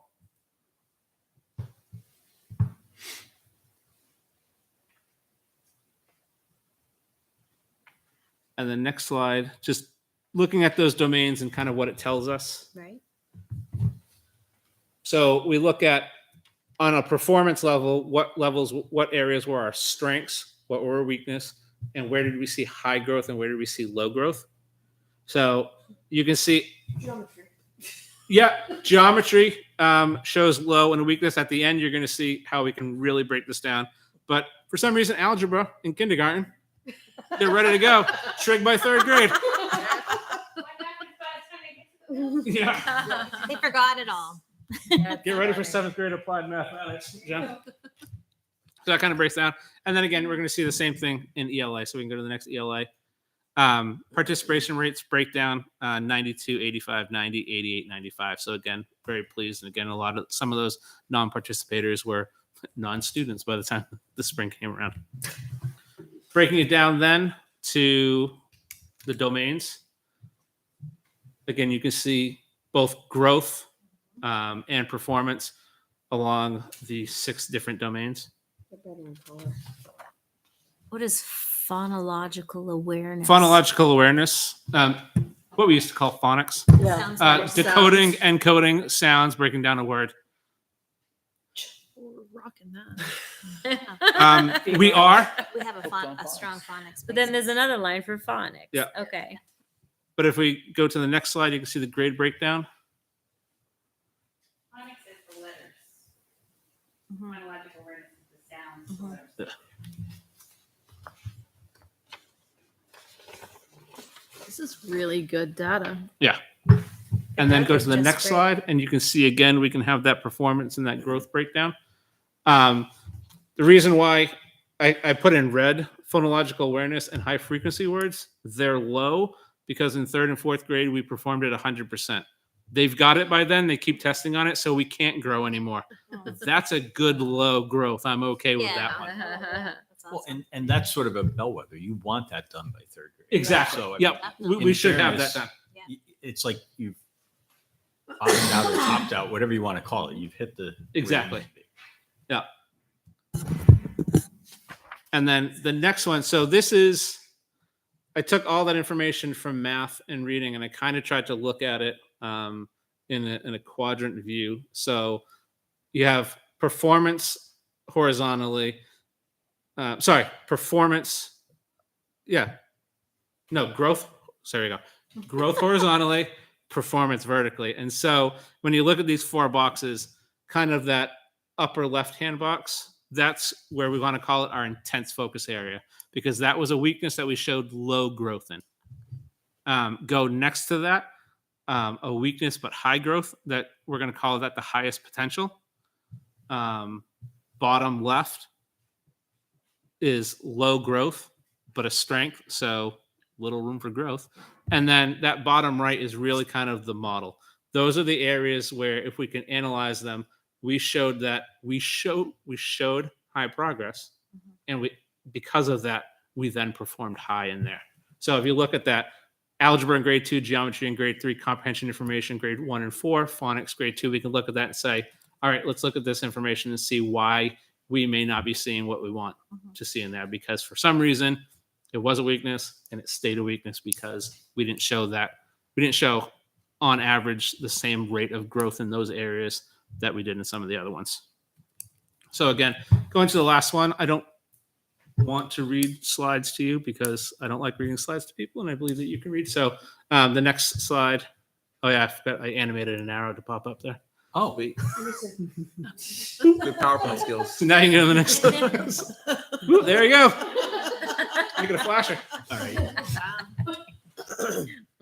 So again, it's just this last slide really just kind of reiterates what we've been talking about along and kind of breaks down the difference between the SAS and the iReady. We're going to look at that SAS and we're going to really use it to analyze our systems, analyze our scope and sequence, to analyze our curriculum, whereas the iReady can be used. And going back to where we started, iReady is that kind of a little bit of a blend between both macro and micro data. It really tells us something that we can use immediately, but it also gives us some high level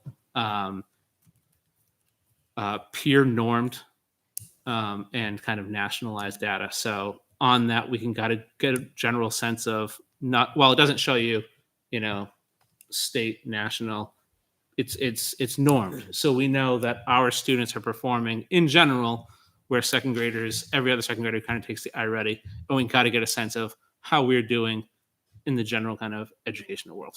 So I guess my question is kind of, there seems to be a disconnect between what SAS considers proficient and what iReady considers proficient. Is it that they're just not based on the same standards, or like why does it look like we're not doing great on the SAS, but kids are making growth and progress and doing really well and Right. proficient on grade level with iReady? Yeah. So again, and this is just a small distinction. Yeah. iReady doesn't give a proficiency score. It gives where they are on the continuum. And I can't speak necessarily to how SAS determines their continuum versus iReady. Yeah. They have psychometricians that figure that stuff out. But what we can do is every year you kind of have to look at the SAS and kind of figure out what it is they're asking for, utilize the resources that we can, and then again, look a little bit more globally and a little more holistically and say, what are the areas that what we're doing seems to not address, and what can we do to address those areas?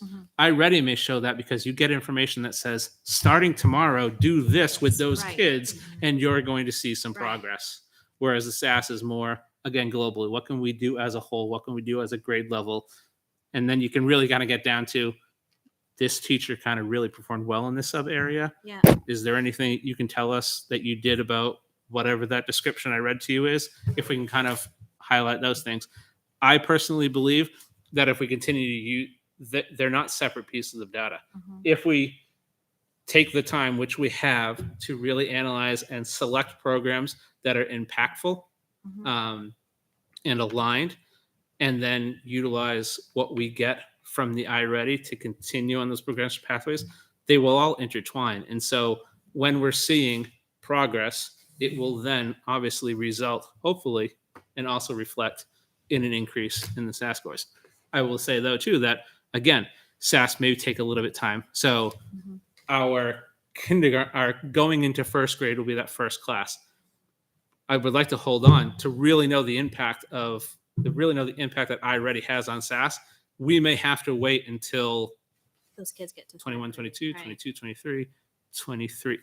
I'll talk Right. to you in August of 2025 and we'll, then we can maybe see. Switched, because I personally think this is a better system than we used before. It gives So with STAR. it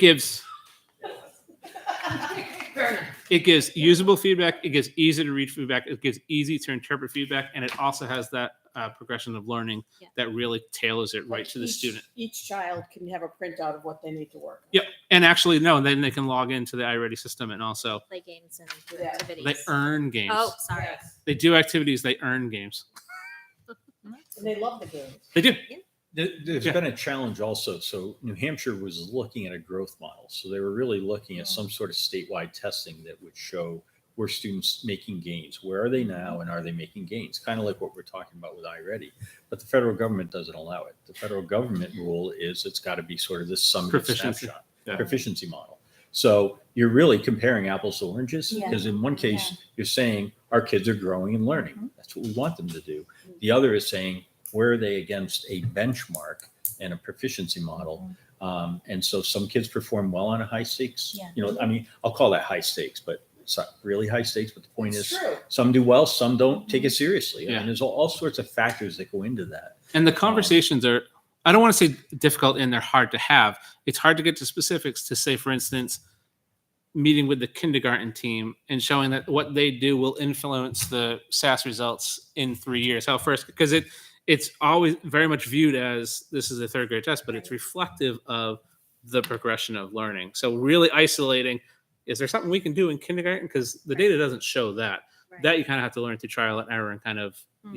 seeing what is showing The progress. iReady. And I think the iReady will actually show that. It's going to show us grade level thing and say, all right, we're hitting it. Whether that aligns with the results in the SAS, I think some time is going to be needed to tell. But the iReady also flags. So if Jacob decides he's going to fly through the test in 15 minutes, it's going to be a red flag. And guess what? Mrs. McDonald's going to make you take it Mhm. again, buddy. Sorry. So, like, I look at that. Oh, you didn't perform too well. Well, you spent 10 minutes on a test that should have taken you 45 minutes. Like, I think that's really important. Like, how much the child buys into the effort. test. Yeah. And I also think too, and these are just little things, but the SAS test is a computer-based assessment. And I think more and more we're going to see students' technology proficiency start playing an impact, because now that we have Chromebooks, grades 1 through 4, there was, for years, a technological gap, if you will. You had third graders who may have never necessarily manipulated a laptop mouse pad, and like these are things that are influencing results and not telling us a true picture and a true statement of the student's academic performance. They're being glitched by features of the assess, like the masking feature or these are just technological skills that I think are going to become more embedded just through, not necessarily just through exposure to the devices that I But think go we with that provided. theme for a second. So if I take the SAS once a year in the spring, Yeah. Versus I take the iReady 3 times, so there's a familiarity factor embedded in the school year Yeah. through that, right? So part of it is, are we doing enough to make sure kids are exposed to SAS testing style? Mhm. But if we're not, then there is a computer systems thing that is embedded in that test result inadvertently. Yeah. Makes sense. Any other Thank you, questions? Dan. Thank you. All right. It's okay, Jake, you did half my presentation, so mine was really fast. Not too fast. I know. My goal is always to be fast when I'm here. So let's pull LMS up. I'll see if I can go forward each time this I appreciate slideshow. And if you have flashing arrows, let me know. All right. I have nothing flashing in my presentation. It's pretty straightforward. So I put on the opening slide that do your best at LMS, because that is part of our mantra, that is part of our everyday conversation. And I think that it's one of the things that, as we look through this data, you might not necessarily see our best as we go through, but it's something that we're looking at and evaluating moving forward. So I wanted to start with that as the information. We have the summary of the assessments that we took, which Mary and Dan already went over, and you'll see both of those played out for us here. The next slide, I want you to focus mostly on the background of this information, the background of this slide, and you see kind of a jumble of information, people, slides, cogs, wheels.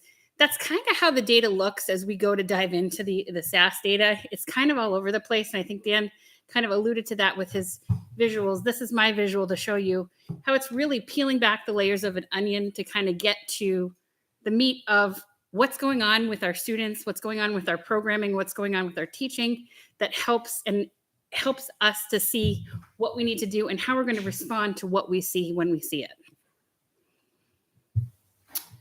So here's our data. And for our school, we definitely have some concerns because there's 165 students who are performing below grade level. I do want to, point out the elephant in the room. That yellow and red stripe is not the direction we like to see it. Although the green and the blue do outweigh the yellow and red, we would like to see that shifting as we're moving ahead. This is our breakdown by grade level. So you can kind of see we're pretty consistent across the board. With a nice relative strength in 7th grade last year, that as we've discussed, that 7th grade cohort has some solid abilities and skills, and really that's evidenced here in their results with a much smaller percentage of students performing below grade level. So you looked for the cohorted data. I don't have the moving arrows, Dan. I wasn't as cool as you, but my bright pink arrows show you that movement from spring 2021 to spring 2022.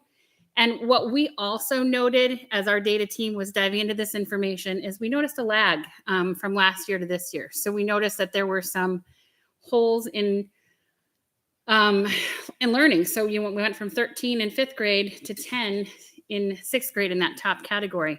Well, kids didn't stop being proficient. They didn't stop that understanding, but what's the reason behind that?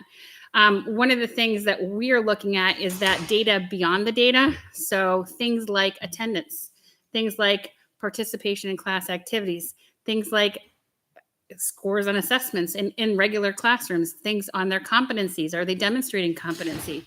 So we're taking a look at, with our teachers, as we were looking at this data, we were pulling not only the SAS data, but also the iReady data and grade data and attendance data, because all of those things piled together give us a picture of how a student is performing. And for us, Dan talked a lot about the macro data. We're talking about the student data here because it all comes back to the students and how they're performing on what they're doing. So this slide kind of shows you, we're looking at the students and where they are and how we can help those students improve individually. This is our overall placement for iReady. Next slide, please. So I didn't do the overall over-under, but you can see underneath. And it looks like we're fantastic in phonological awareness, phonics, and high-frequency word, but technically they test out of that in 3rd grade, as Dan mentioned. So really, it's not as good as it looks for us.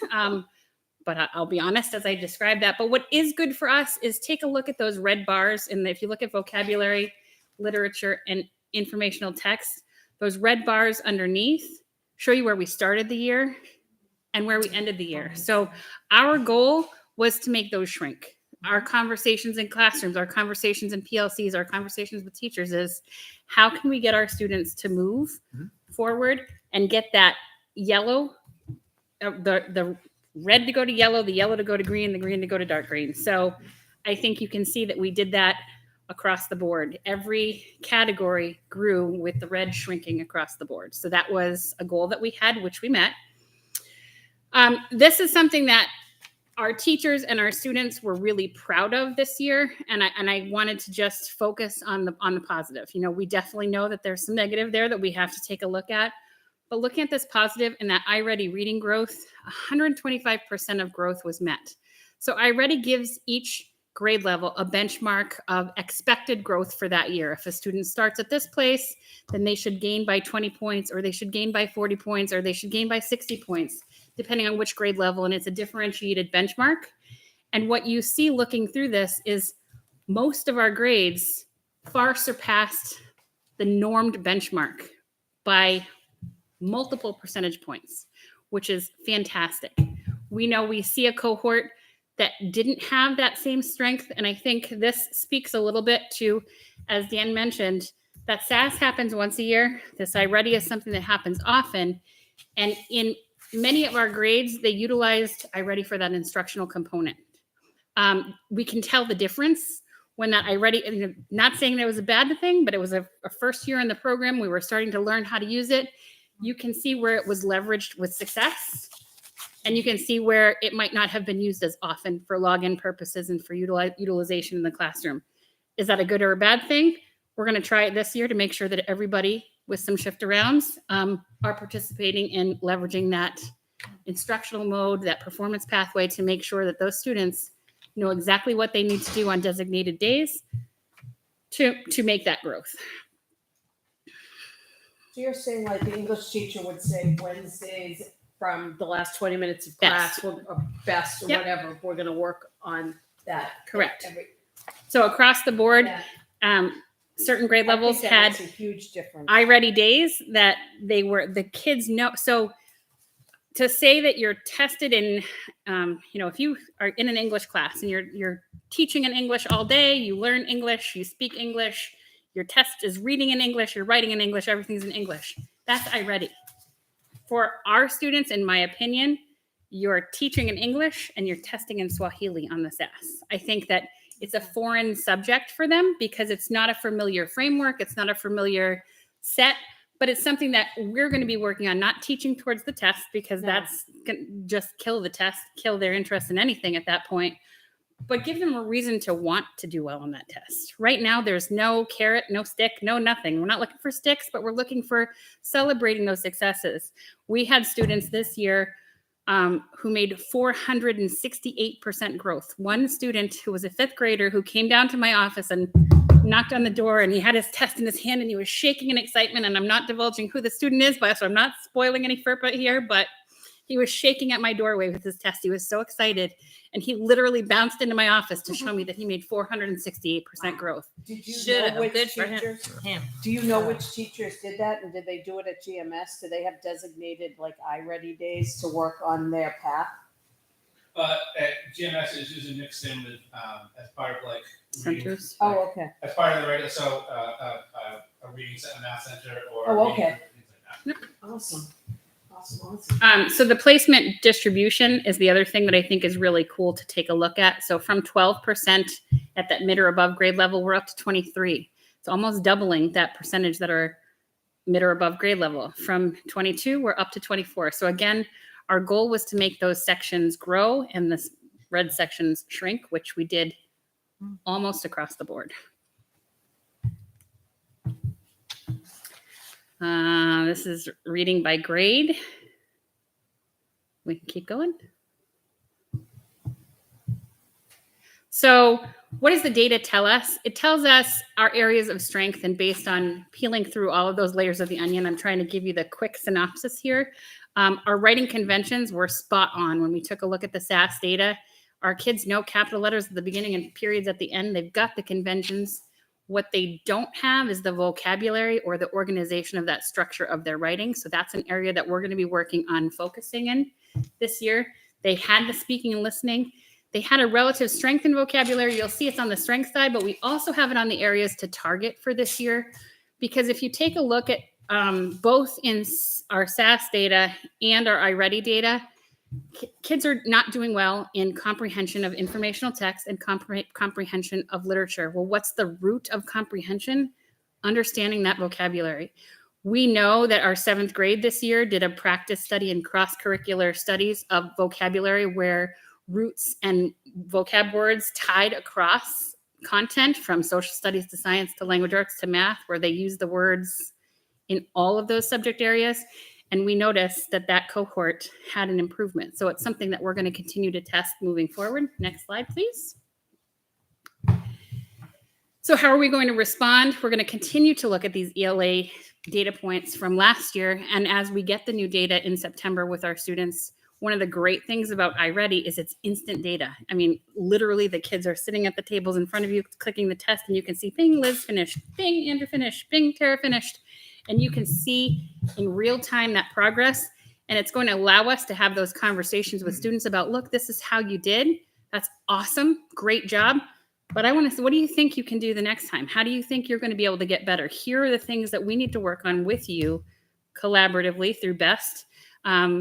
And we're going to use that BEST block in a different way. As you've heard, we've leveraged it great this past school year, but this year we're even adding it where our entire building is going to be in BEST at the same time. So it gives us more opportunity to share across grade levels, to accelerate for those kids who are in the blue and want to stay in the blue. Let's get them some acceleration and some ability to be diving in deeper to concepts and topics. And for those students that are in that bubble in each of those other areas, let's bump the bubble. And taking the ownership back to the classroom teachers to work with the students and the reading specialists to implement those strategies with those tier 2 students. In the past, we have only had our reading specialist able to give that significant intervention and things like Wilson. This past spring, we had 2 more of our special educators trained in Wilson so that we're now able to apply that strong component of instruction for our students. And it's not just laying on one person's shoulders. It's sharing the wealth and being able to, in fact, service more students as a result of increasing that training, capitalizing on the best time, and focusing on vocabulary cross-curricularly across the school-wide focus to keep diving in. And the other way that we're going to respond to that data is, again, the last time I was sitting here, we were talking about handbooks. It's talking about that sense of belonging and purpose. I think with the pandemic, a lot of kids and adults forgot what school's for. Why are we here? What's the reason that we're here? It's to learn. It's to make gains and take a step forward. There's a sign that's on my wall that a step forward is a step forward, no matter how small. So our goal is for everybody in our building to take a step forward. And if it's a giant step, fantastic. If it's a baby step, that's okay, as long as it's a step forward. We don't want anybody sliding backwards. Moving forward, we move on to our math SAS scores. Again, it isn't pretty. But we have some plans to take a look at the not so pretty data and make it better. The bubble that we have there, can you go back one? Sorry, Mike. Sorry. The bubbles that we have there where Dan had his pretty arrows drawn in and I don't, are between 11 and 16 students on each of those bubbles. So going from the red to the yellow, going from the yellow to the green, going from the green to the blue, 11 to 16 students are right there on the bubble across the board. So if we can bump all of those 11 to 16 students up at least one category, we're going to be in a much better position than these data points represent. That's our across the grade math data. Next, please. This is our cohorted data. So moving from 5th grade to 6th grade. Again, in this area, it was actually interesting that we saw an increase across the board. So counter to the reading data, you see that our blue category increased in all 3 cohorts. Oh, actually, no, the bottom one decreased by 1. But it increased across the board, which is great. Any idea what happened in 6th grade to go from 5% in the blue to 18% in the blue? From 6th to 7th grade, Yeah.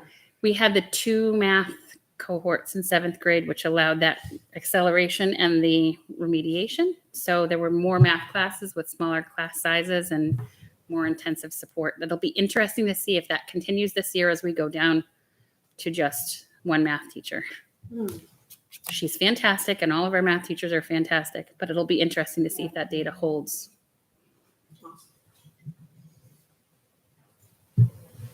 On overall placement. And the next one. This is the differentiation. So you can see the green bars, the yellow bars. So again, our goal was to make the red smaller, which we did across the board. It's something to celebrate.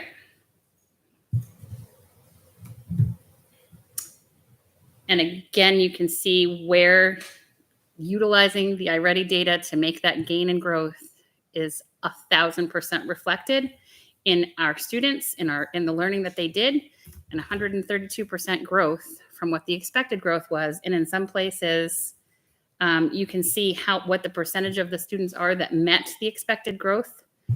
And when you're looking at 6th and 7th grade, 73% of our students met the annual typical goal, and 36% met a stretch goal. So it's fantastic. And what I really like to see is that last column before the number of students assessed is that 83%? I think it is. 83% of students in 6th grade had improved placement.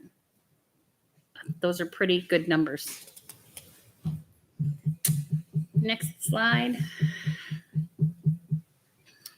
Math by grade. Next slide.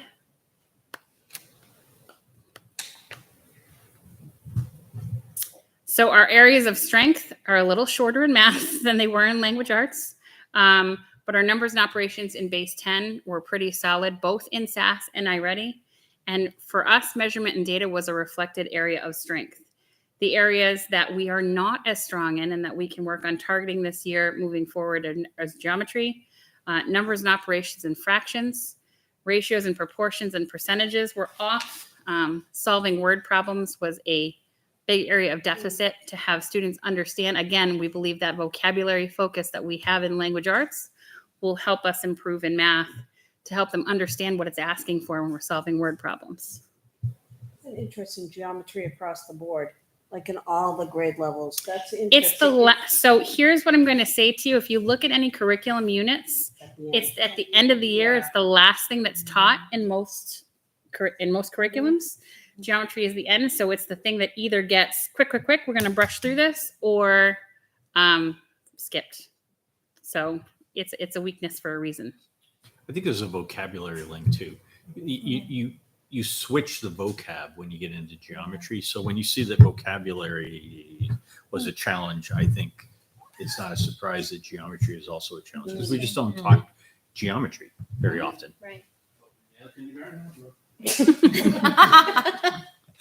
I want to know what that means. I don't even have like a reference frame for kindergarten algebra. They can recognize X and Y. Apples and oranges. Okay, so it's letter awareness. or oranges. I think it has to do more with patterns. Patterns. Yes. That's definitely what patterns. Okay. Circle, square, circle, what comes next? Interesting. Next one.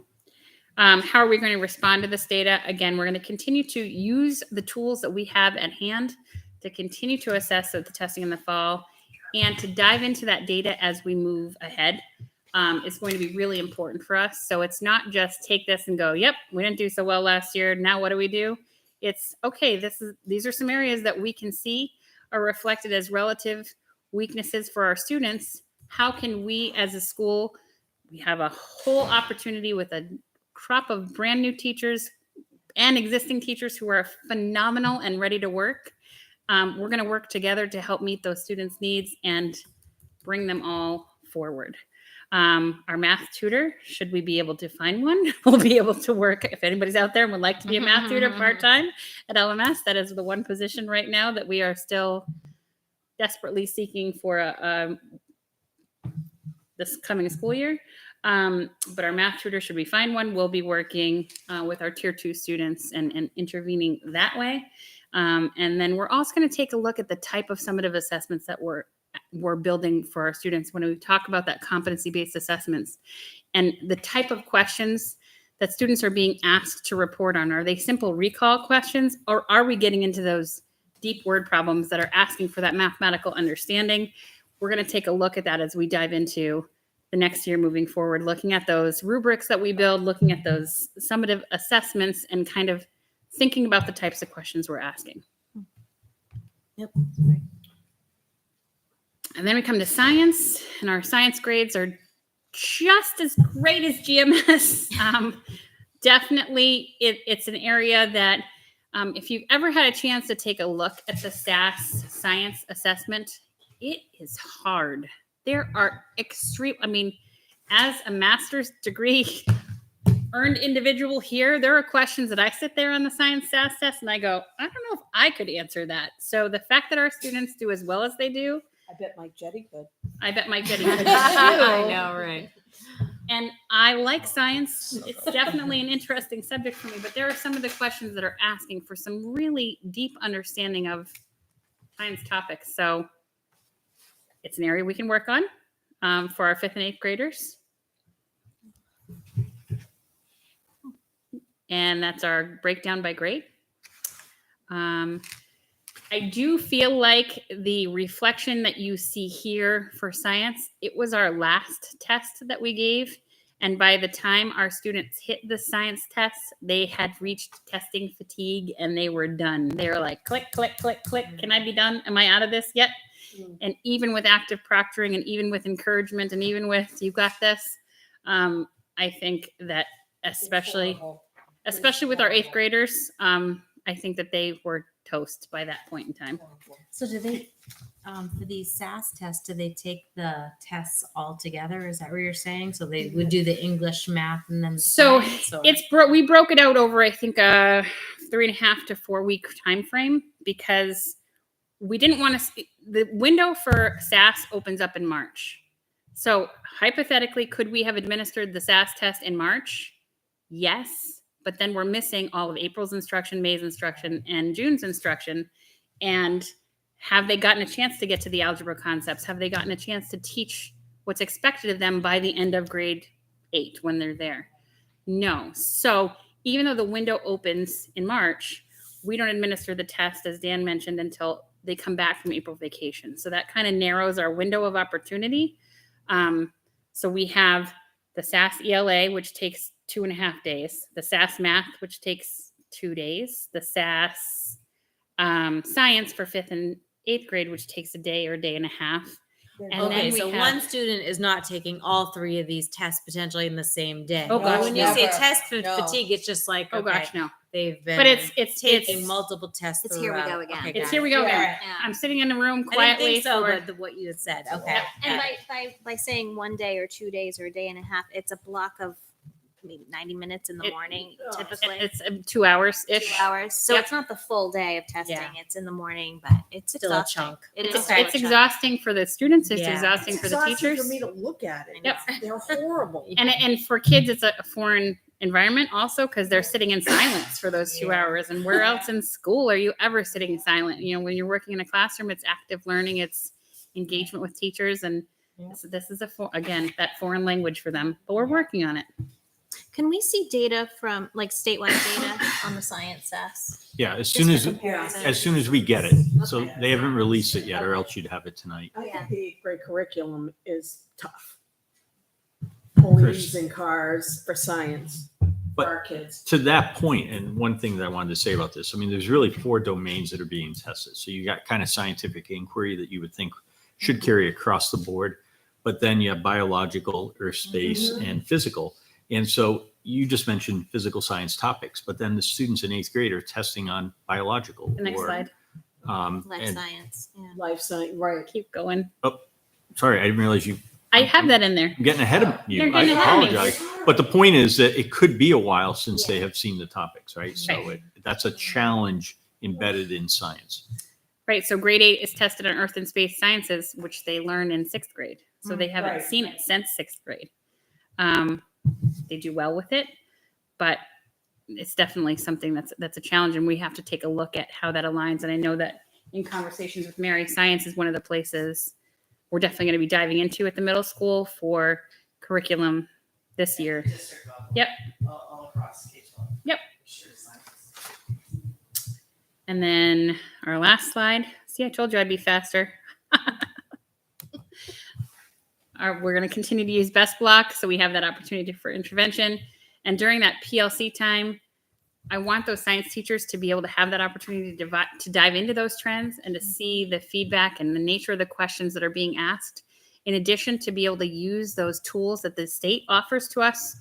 Again, not teaching to the test, but for the kids to not be foreign, to be able to see what the masking looks like, what the drag and drop looks like, as they have different things than what they're used to using, to make it a little more comfortable for them as they go forward. And again, calibrating those rubrics, calibrating the types of questions that are being asked on the day-to-day assessments that are being provided in exit tickets in the classroom. It's going to really just help our kids understanding that teaching in English and testing in English across the board. Any questions?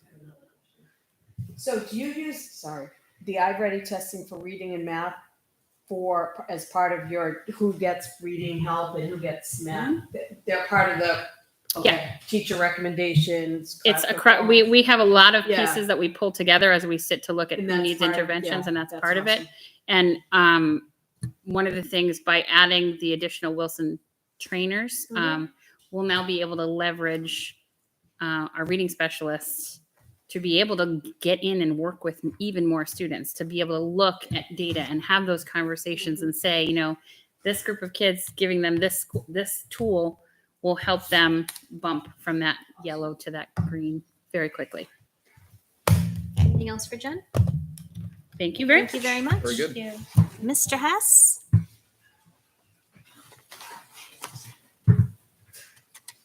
Hello, everyone. Hello. Thanks for having me again. Look like one of the kids. I try. keep my youth. So data presentation for a bunch of data that I wasn't a part of last year. So I've spent the last 2 weeks taking a deep dive into what we have here.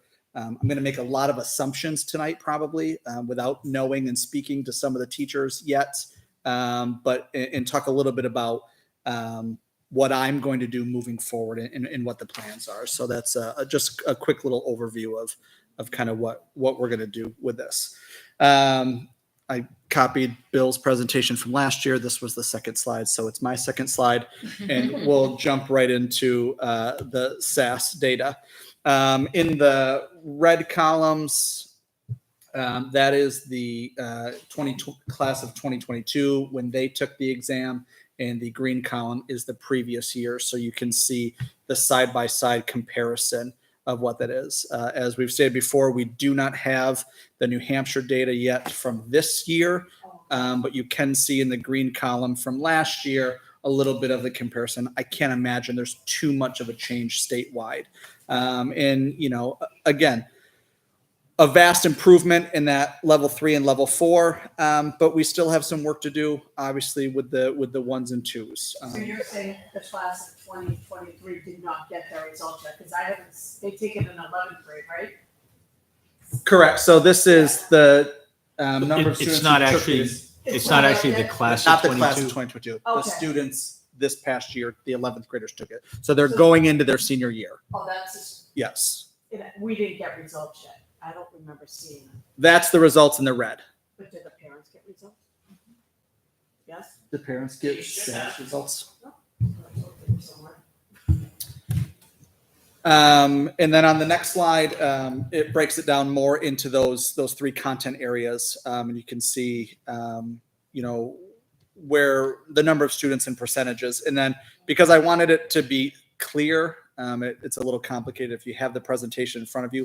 If you go to the next slide, you see the previous year's data so that you can compare a little bit. It just wasn't really good to have them side by side. So I do have them on separate sides. However, there is growth in the content areas with the above standard going up. That middle area is still pretty high. You know, we're still at or near, and, you know, Andrew, you made the comment earlier, you know, we don't really know what that middle ground is, like how close at or near. So that's still a concern that we want to focus on when it comes to SAS. And if you, Mike, jump to that slide 7, you know, the takeaways. I think obviously one of the strengths is there has been an improvement since last year. And I got to talk with Mike Perez a little bit about, you know, the focus that, you know, Joanne Ray did with the science department to make sure that they could focus and improve. And we saw it there. So I think that, you know, that's a huge takeaway, and we can continue to move with that. And then the much improvement when you look at the specific content breakdown as well. Obviously, there's still room to grow. We have too many students at that approaching or below levels, I think, for any of us to be comfortable with.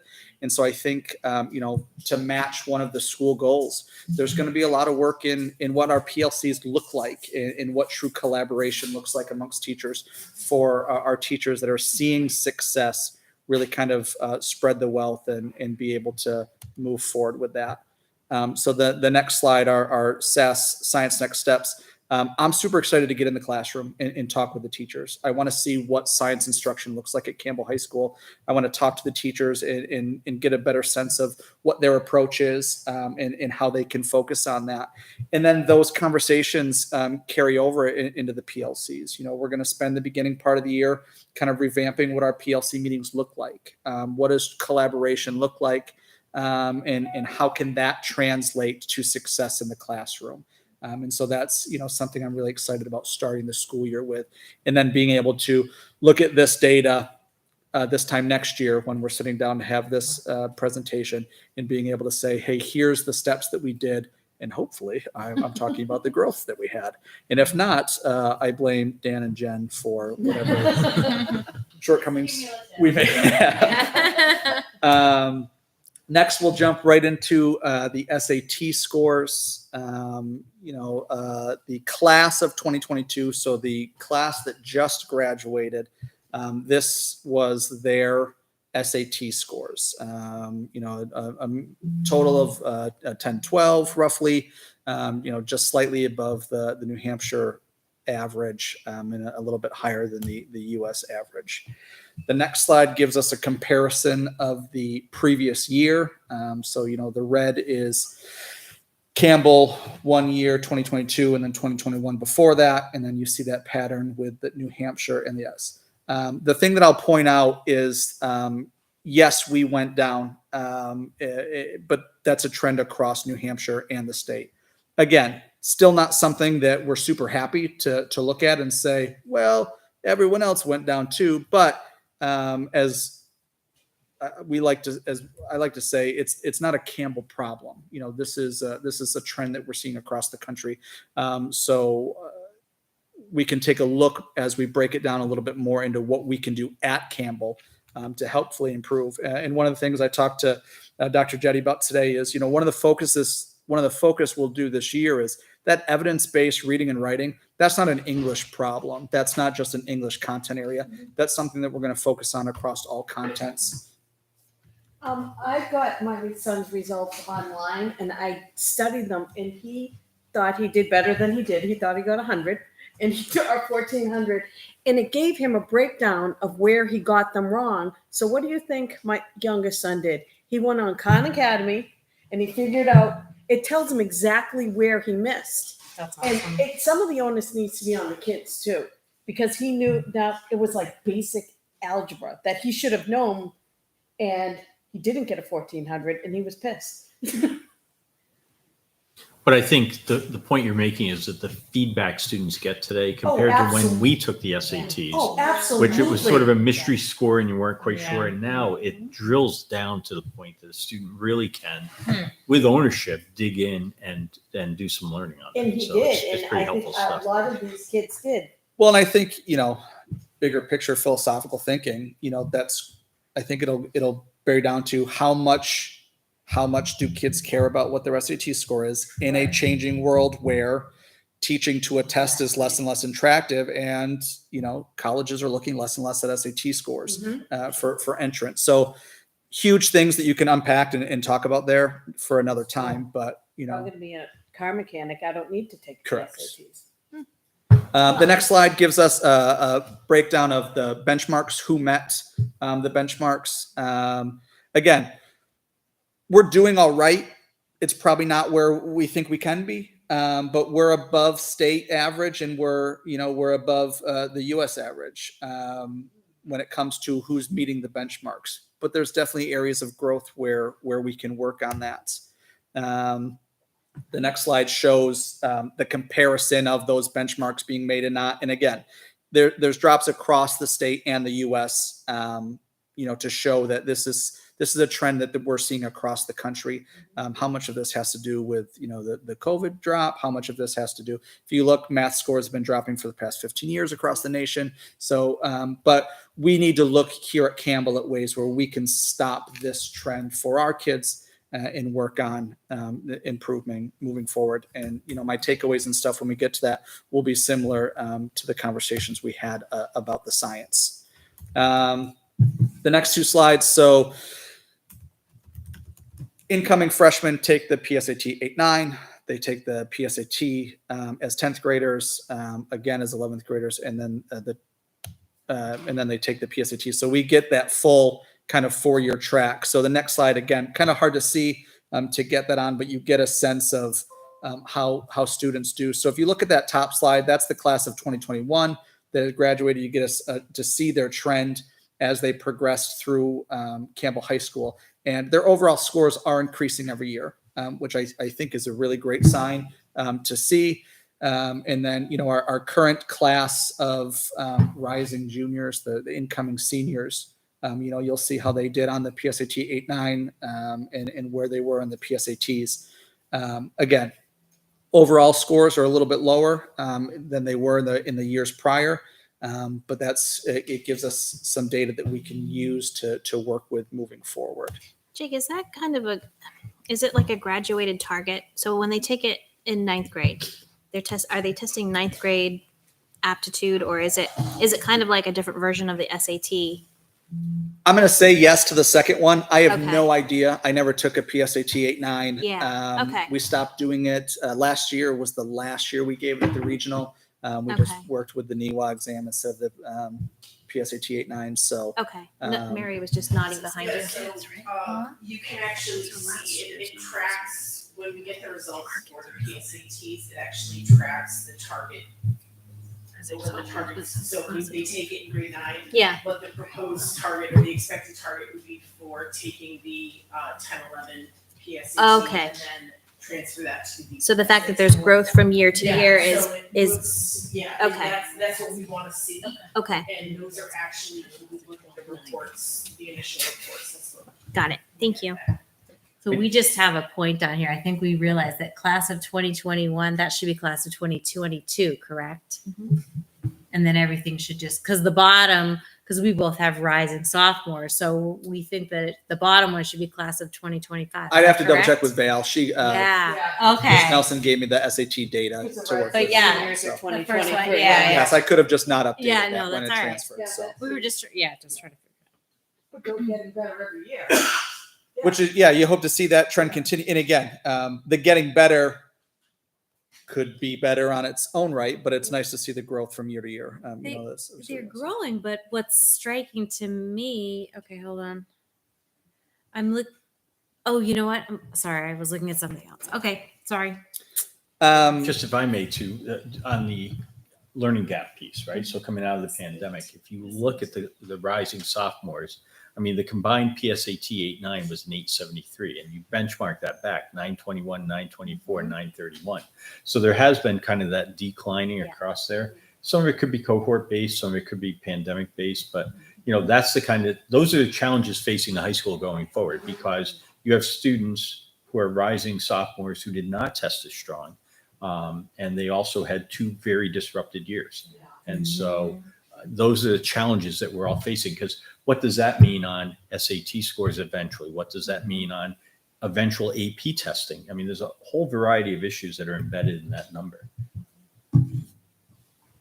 So the next slide, you know, my key takeaways with looking at this data, you know, we are seeing growth from the PSAT 8.9 through the SATs. So that's a positive thing to take away from it. The class that just graduated, although down slightly from previous years, they're still outperforming the state and national scores. But again, you know, we're down from previous years, and math is an area where the most growth is possible. And we're going to focus on that this year. And again, it's going to go back to, you know, one of the things we did up north is, you know, we took a look at what areas of math are actually taught on the SATs.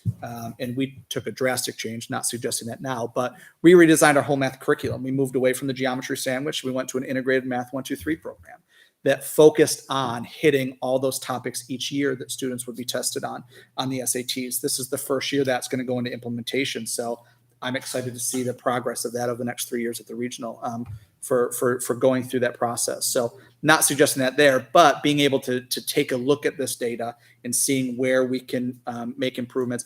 Are we teaching a bunch of math that A, isn't going to be beneficial for them outside of Campbell High School, and B, isn't going to be beneficial for them on the SAT either?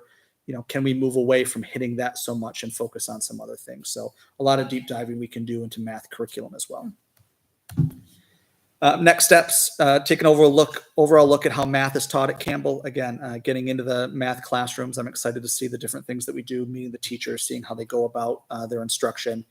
How are we asking questions in relation to what students encounter on the SATs? Is it just a question formatting thing? Are they not getting enough experience by the time they get to the SATs that a question is worded and they don't quite know how to approach it? And then what areas within the math data are our students struggling with? I talked a little bit about that. When I was teaching in New York, I was an SAT tutor, mainly focusing on the English aspect of it as well. But you know, when you talk about SAT growth, you can get 20 to 30 point growth just giving kids test skills and ways to approach it. There's things that we can do to make small areas of growth, but I think bigger picture, we're going to look at, you know, how math and writing across contents are taught and how the reading is taught, and kind of tackle it that way over the next, you know, year, 2 years, 3 years to see what progressions we can get. Questions about SATs? Advanced placement testing, AP testing. You know, this first slide gives us our kind of 5-year score summary of the total number of kids enrolled in AP classes, the number of exams that they're taking, and then the number of kids that are scoring 3 or above. And then you've got the percentages over there in the left-hand column. We're getting a back of an upswing. I'm going to assume, you know, COVID and kind of how schedules were set up kind of detracted some kids from taking AP. I don't necessarily blame them for that. So I think we're back on the upswing, and I hope to see that trend continue for kids that are taking full advantage of AP classes and why they're being offered and what they can get out of them. What do you have to get for it to count for a college credit? It depends. 3 or above is kind of the base model for most community colleges or two-year colleges. A lot of 4 bigger universities are asking for 4s and 5s now. So it really depends on where kids are looking to go. AP Bio, it's an every other year course, so we didn't offer it this past year. You see the trends there in the past, but that was just one that we left on. AP Chemistry, we had 10 students enrolled in the class. 9 of them took the exam. We did pretty well in the AP Chemistry exam, averaging above a passing grade on that. So that's really nice to see. The state average was a 3.33 as well. So we're right there. And then globally, it was a 2.73. So, we did pretty well with AP Chem. AP Stats, first and foremost, 28 students enrolled. I think that is bonkers that many kids are like jazzed to take an AP Stats class. We had it split over 2 sections. We had 21 students test for the exam, and you see the mean score is a 2.2 there at the bottom. State average was a 3.01, and globally it was a 2.89. So, I'm interested to take a look at, AP Stats and kind of how they approach it, and see what we can do. When I get to the, takeaways and stuff at the end, I'll talk a little bit more specifics about some ideas and thoughts and plans I have for AP structure overall. AP Calc A and B, 12 students enrolled, 11 took it, and they crushed it out of the park. The state average was a 3.2, globally was a 2.9. So our AP Calc instruction and kids buying into that program, because when it comes to AP, a lot of it is students buying into what a teacher is putting out there. So this to is. say who the teacher is. I think we Only should if it's avoid. positive. I think we should avoid that because Yeah. we would have to do that across the board. Yeah. Yeah. So that's impressive. So this But I is. think this is the same teacher every single year, and consistently the scores have every time been they teach it, they incredibly probably- strong. Yeah. Correct. So it's a program that's working. And again, we'll talk a little bit more about AP teachers and collaboration and stuff as we get towards the end. The BC, we didn't have anyone take it the past year, but you can see again, in the past, students have done relatively well with that second part of the AP Calc exam. AP Computer Science, 14 students enrolled, 12 took the exam. We're just under that 3.0 passing.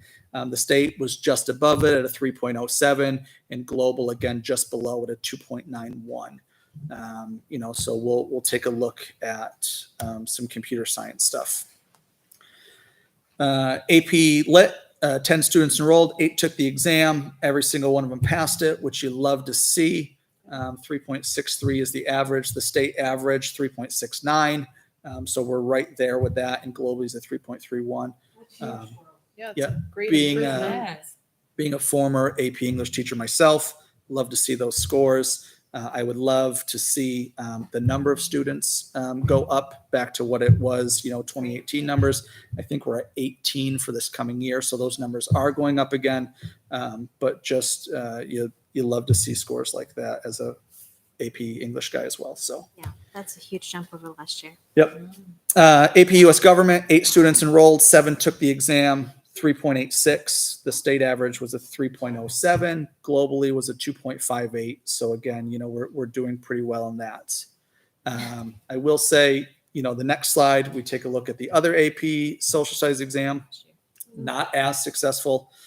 22 students in the class, 20 took the exam, and it was a down year, and it has been trending that way the past few years. So that's definitely a class where we're going to want to take a look at, what could be causing this and that sort of thing.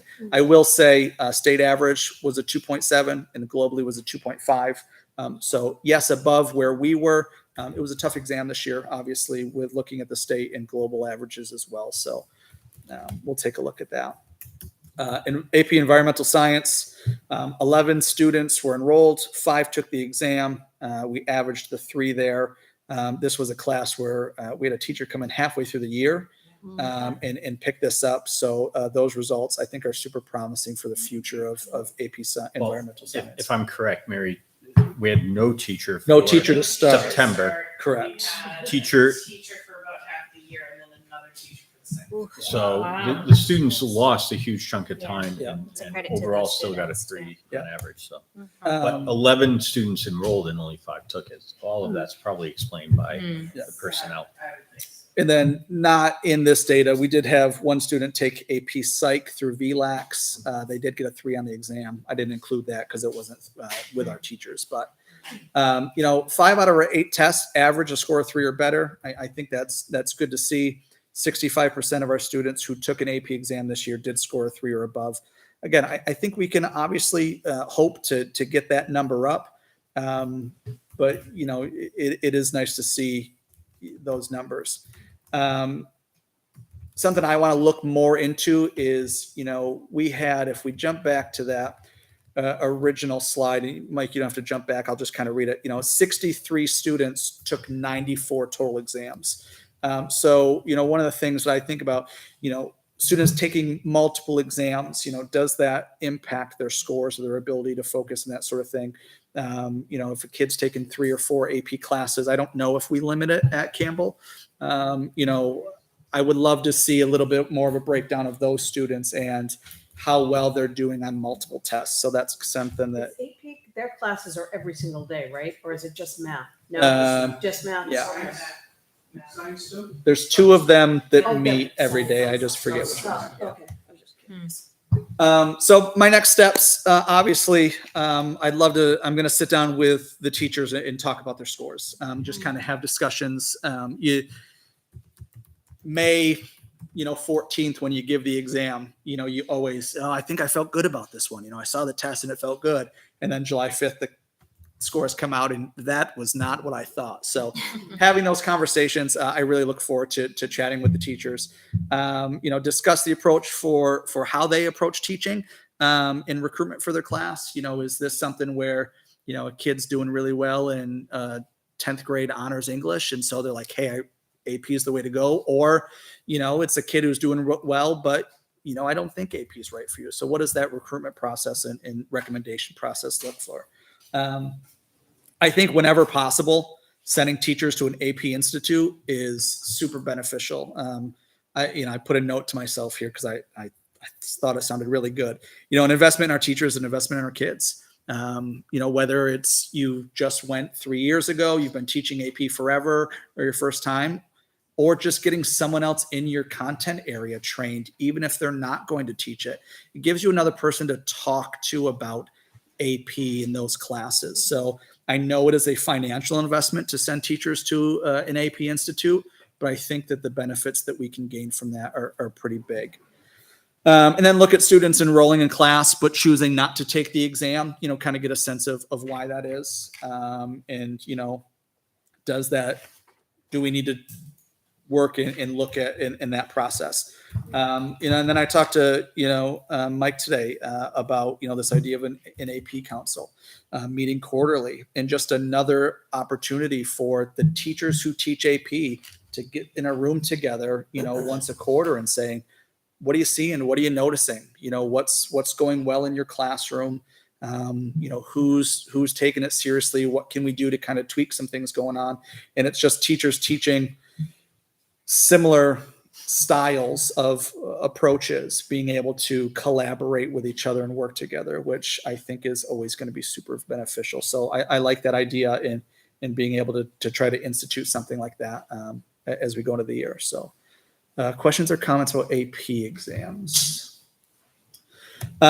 Because this is the type of person I am, I can't stick to just test scores. So I threw some other numbers in because when we talk about data, we talk about test scores, we're talking about student success. And I also think that students can be defined as successful in far other ways as well. So I looked at this in a couple different ways. First and foremost is the sports participation. So super scientifically, our AD was on vacation when I jumped into this. So I went to the yearbook So this is, So it must be true. yeah, so these are varsity numbers. It's not always going to include the JV numbers.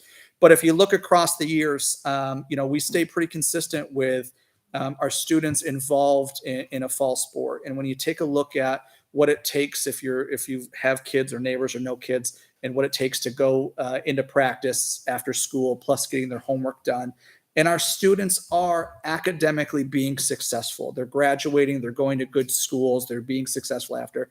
And on top of that, we know that they're involved in sports, and we're getting a lot of kids involved in sports throughout the years. I think that's something that we should always keep in mind as well. And to be able to keep these numbers up, as we know that we have some shrinking enrollment, I think is important as well, because our athletes are finding a spot where they fit, and they're finding success in places other than the classroom as well. And I think that that's important.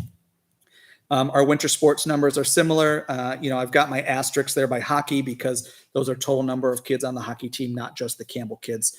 But I think whether it's our fall sports or our winter sports, we're seeing success in numbers doing pretty well as we go throughout the years.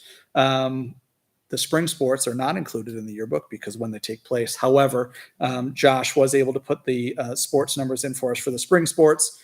Obviously, that COVID year, there were no spring sports, but our numbers are on the uptick as well when it talks about students participating in extracurricular activities in athletics. Speaking of co-curriculars, I added that as well. Each year, I listed the number of clubs that were listed in the yearbook and the number of students that were involved in that. The asterisk is, I know kids are probably involved in more than one club, so that's not like 265 individual kids. Unduplicated, But our numbers are going up. The number of clubs that we offer kids is going up, and the participation is going up as well. And I think that's huge to make sure we take a note of. It is huge. It's Yeah. important for Because they don't connection. necessarily play sports. Clubs can be their thing. Yeah, and the clubs and sports thing, for me is kids are finding a spot they want to be, which is getting them here to school. Getting them here to school is paramount, obviously, to being able to start that success in the classroom. We can work on the structures and the teaching instruction and all that kind of thing, but they're engaged in something. They're here in the building, so we can use that as our starting point. My three main takeaways as the new principal coming into Campbell High School were this. I'm really interested in seeing how test scores impact the instruction in the classroom. Working with these PLCs this year and looking at showing a teacher data and seeing how they work with it is going to be super interesting because to say that I'm a data guy would be a lie. However, understanding the importance of data and how we can use data is something that I've used to my benefit, the past 5 years that I've been an administrator. So do teachers say, oh, I'm going to teach more to the test? Or is it, hey, here's the areas of weakness. Let's create some engaging lessons where we can get kids involved so they better understand these skills. That's really a practice that I would love to see as we move forward. So what else is going into planning and reflection? If you give a teacher their test scores and they say, ooh, down year, and then it's tossed in the box and they go forward and there's no reflection, that's something that we need to work on. I'm a big believer in reflecting on what you do frequently and improving upon it. So that's my first takeaway. My second thought, our kids are involved. They play sports, they join clubs, they are part of a community that can help them be and feel successful when they're in the building. And that's a huge win and takeaway. When I did my interview and my tour, everything I got from kids was just an idea of, we love being at school. We feel like we have a good, strong community here. To hear that from kids, I think is great. Now let's see what that really looks like in practice during the year. But if that's what they're leading with and they're getting involved, I think that's a wonderful takeaway. And then finally, our students are performing average or just above average when compared to the state. There's room for improvement, but we need to think about how we approach the changes and not to a motto we had up north is, let's not overreact, let's appropriately react. You look at our test scores are down. They're down across the country. They're down across the world. It's not just our community that went through a pandemic and missed out on that classroom time. So let's appropriately react and not overreact. Let's take a look at how we're going to approach it and not talk about, this cram for more content to see if we get results, because I think that's probably a process that's gone on in education for 150 plus years. And I think we're, the definition of insanity is doing the same thing over and over again, expecting a different result. So let's try to be creative when we talk about what we can do moving forward. So that's kind of what I'm looking forward to doing, in the upcoming year, and getting to know the students and staff a little bit better. So that's my data presentation. Questions, comments? Thank you. Thanks a lot. Appreciate it. Very insightful after 2 months on the job. Very Very insightful. insightful. It's been 2 months yet. 7 weeks roughly. All right, 7 weeks. I'm going to take a tally of who has a committee report. Does anybody have a committee report to give tonight? Tina, just Yes. before we leave that topic, so if you look at the opening day work, and the focus this year is on people, the focus is on positivity, and the focus is on unleashing that potential, right? So take the data report. So we spent a good chunk of time tonight doing that, but understand and just acknowledge for a second that we have 3 principals who understand this, who are digging into it. We have now structured our teams to be able to collaborate. Our teacher teams, who are going to be the ones who are going to move the needle, right? I'm not moving the needle. Mary's not moving the needle. Our job is to empower the people to be able to move the needle. And we finally have all the structures, I think, aligned. And we're out of the pandemic. We can no longer say, oh, we got this thing. We got gaps. Yep. We got to get after some of that stuff. But the point is that we really are poised going into this year to really get after some of this data that you've seen tonight. So just understand that in our retreat time, we've been focused on exactly outlining this. Sometimes it means you have to deal with the ugly reality, but the question is, what do you do with that? And so I feel very confident that we've got the right people in the right spots to drive this going forward. And we'll look forward to support from the board to allow us to continue that work. Because it really is for the teams across the board collaborating and talking to figure out how do we get better as a district and work on those goals. So all of this is part of it. You won't see the principals. I think this is the last time all 3 will be here at once, perhaps, because now we'll shift into the individual reports from the schools. But they're the front line. They're the ones who are in the buildings making sure that their staff are able to do this work. And Mary and I are standing right behind them. What do you need? How do we get it for you? How do we make it work? So Thank you all for coming tonight and giving us a in-depth 30,000-foot view, if that's a thing. So I appreciate that. Community input now. Yep. Thank you. Thank you. you don't have to go, but You don't have to go. You're welcome to stay. But it's late. With that, we'll open community input, seeing as how it's 8 o'clock, and we just finished that agenda item. So is there anybody here for community input? Here's no. All right. With that, we'll move into committee reports. I don't think anybody had a committee meeting since our last meeting. I have 2 things. Emergency management met, and we discussed legislative changes for emergency operating plans, and then in detail, we went over the Uvalde report and really what what some of the summarized findings were. So Great. Oh, and then wellness has not officially met, but we have a core group of Lauren, the food service director, the human resources director, and myself that are kind of the core group that we're meeting ahead of each of these meetings to try to keep things going.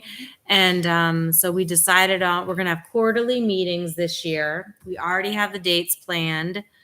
If anybody's interested, you're welcome to come. Any member of the public is welcome to come to wellness meetings. The first one's going to be October 11th. And Michelle, I have to get to you. We discussed what we want on the wellness page of the website. So I'll get you that outline and whatever I can there. And we have a brand new, I don't know who it's going to, probably Lauren, but we have a new generic email address wellness@litchfieldsd.org. If anybody has any thoughts or suggestions or ideas, concerns, whatever, it can go to that. And I think that's it for right now. Thank you. Great, thanks for the updates.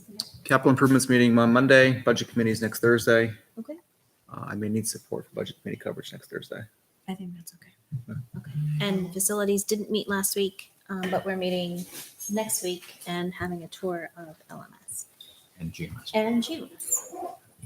Andrew, just on capital improvement. So Doug is the rep from our office on there.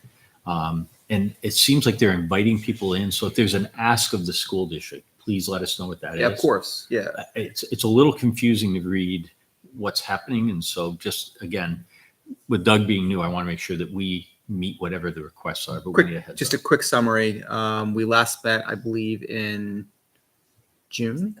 Yeah, it's been a while. And in June, we put together kind of a plan to drive forward the refreshed capital improvement plan, which is a 6-year look of all capital improvements above $50,000 or more, both from town and school.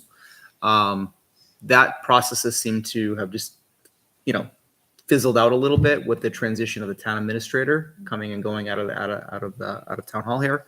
But we're looking to reinvigorate that starting on Monday. So I know there are a couple of town department heads planning to present to the board, but there's been no ask of the school as of yet. But I do anticipate that coming. I do too. And I look at the CIP and I think a bulk of the expense is on our side.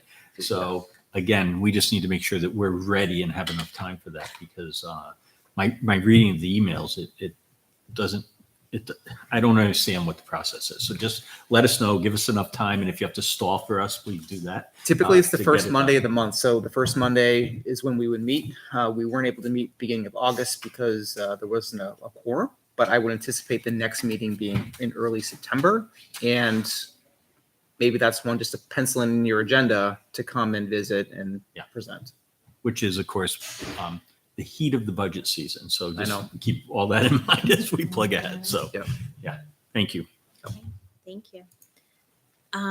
With that, we'll move into policies. We have policy JLDBB, suicide prevention, and IKF, high school graduation policy, with legislative changes for first reading. So just quickly on the suicide prevention, we provided you the RSA, which stipulates that we need to have this policy.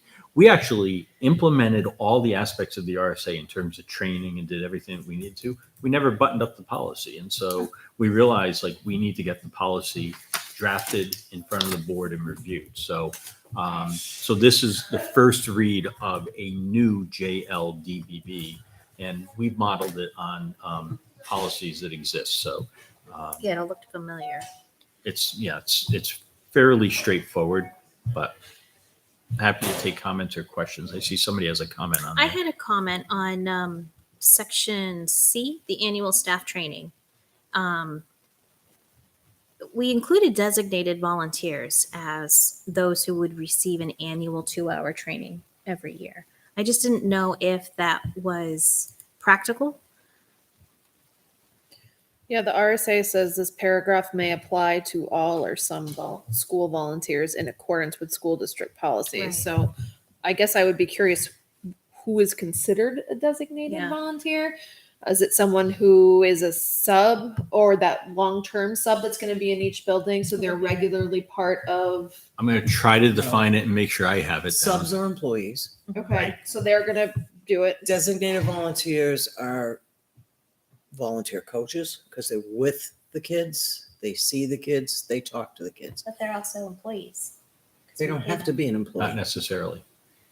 Oh. So there are volunteer coaches who are not compensated. They are not employees. Okay. But they see signs. They should Right, be yeah. trained in at least reporting it or But then we also have a designated volunteer who is, on a chaperone on an overnight trip. And- They're a designated volunteer. So I just want to make sure that if we put into the policy that we shall assure that they all have this training, that we're carrying that out. I think it's a good point. the designated volunteers are the ones that have the criminal background check done. They are, in theory, they could have access to be alone with a student. Right. And so that's why they've achieved that level of background check. We, But We keep a I see your list. point, but rounding them all up and providing 2 hours of training Yeah. may be a problem. Yeah. So I would tweak that a little bit to say open to opportunity for designated volunteers, should they wish to be trained. I mean, we do have a list. We can send out an invitation to them if they so choose.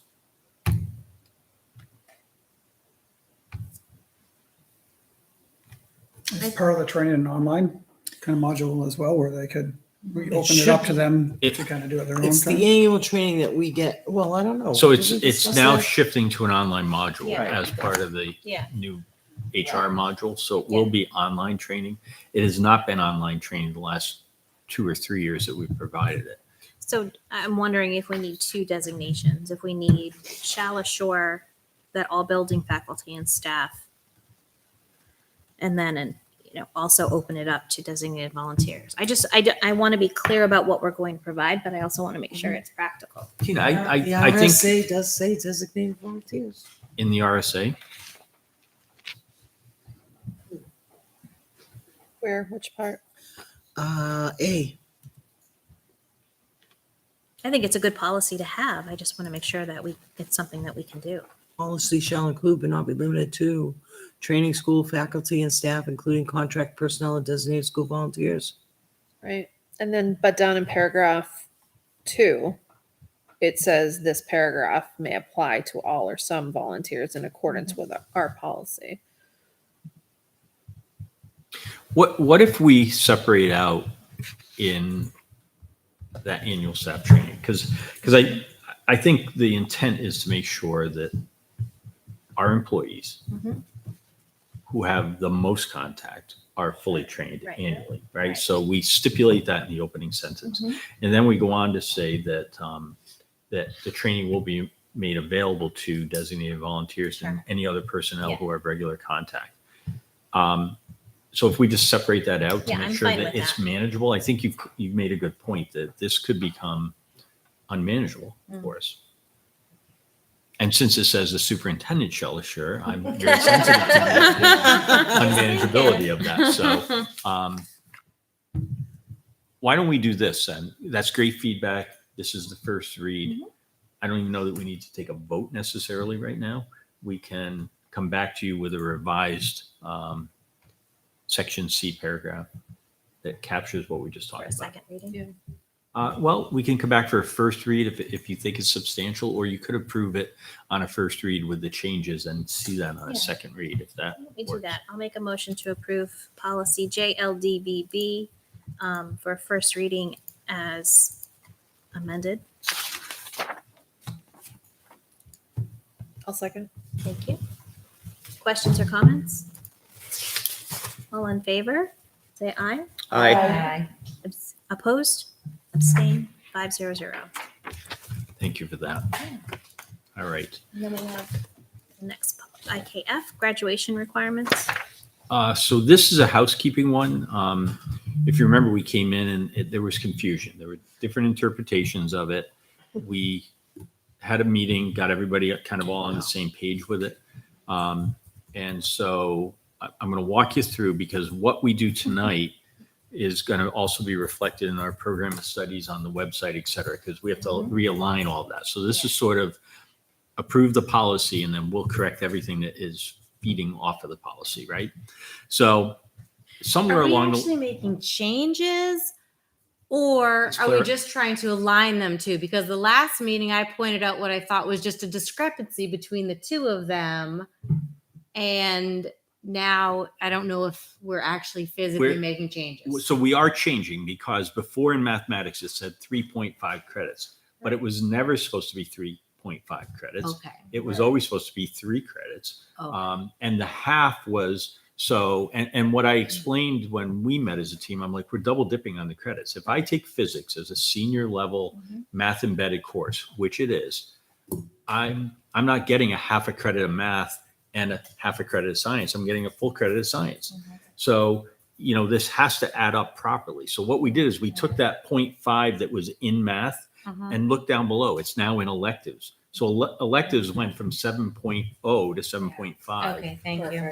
Yep. And it has a clarification that it's got to be a half an elective credit in a math or math embedded course. So if I take physics, that's an elective, and it's going to show as, because I'll already have my 3 science courses, and I will have that math embedded check mark on my transcript review. So the credits now align, and it doesn't look as if you have to take an extra half a credit of math somewhere. So what was in the program of studies previously where it said students must take math all 4 years, we're changing that. It will now say, and then if you Has go to to be the the- bottom of that page, yeah, it the says you half have to of take one that. of these Okay, math embedded perfect. courses. Okay, got it. And so all of that will be aligned to be Okay. clear on exactly. And we're not going to, technically, if you looked at the other one, somebody could have argued that at 23 and a half credits, they were done. And they didn't have to get to 24 with the way it was worded. So this will close that loophole and make it clear what it is we're expecting our students to do. So I think I have another discrepancy. The science here says 3.0 credits, and then in the program of studies, it says 3.5, as well as on the 4-year planning worksheet.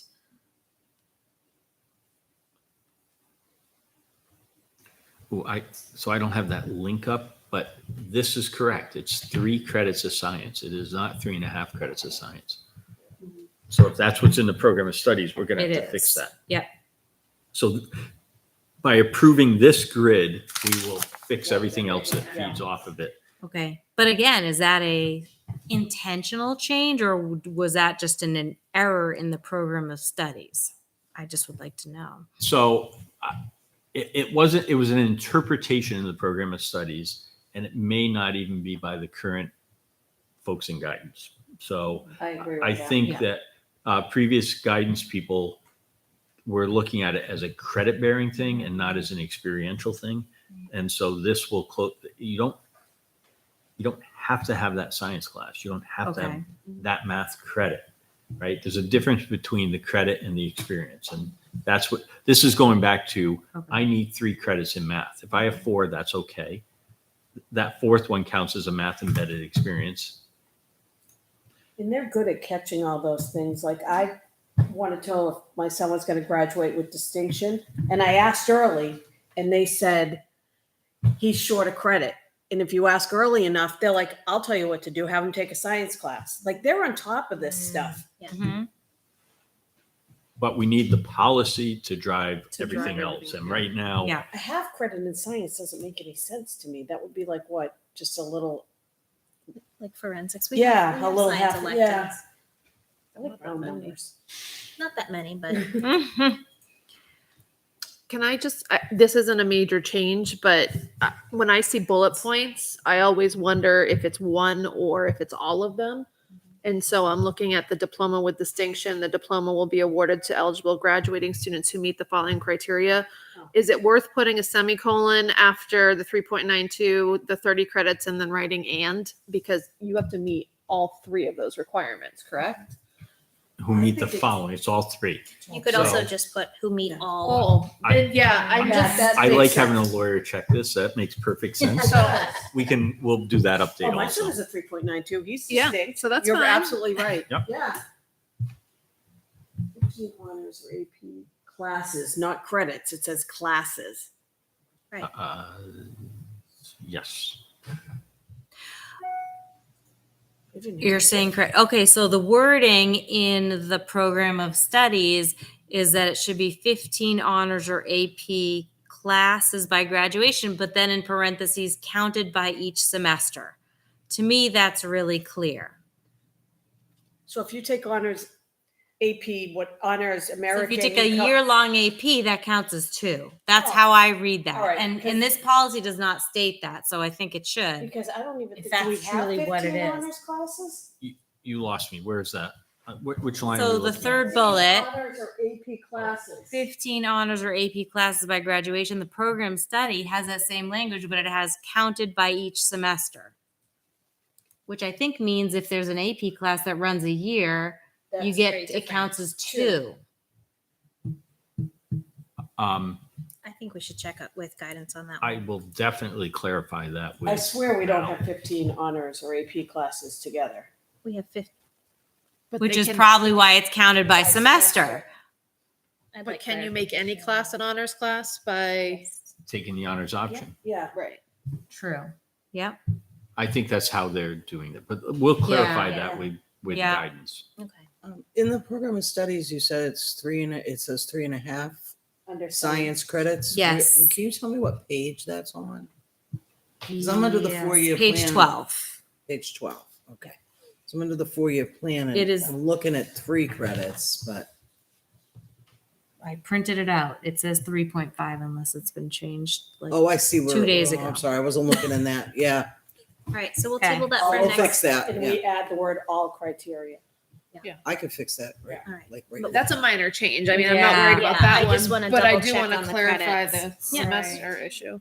All right. So we'll bring That's that an back easy for fix. first reading next time. That's Want a Everything. Hold new on. first read on it? Yeah.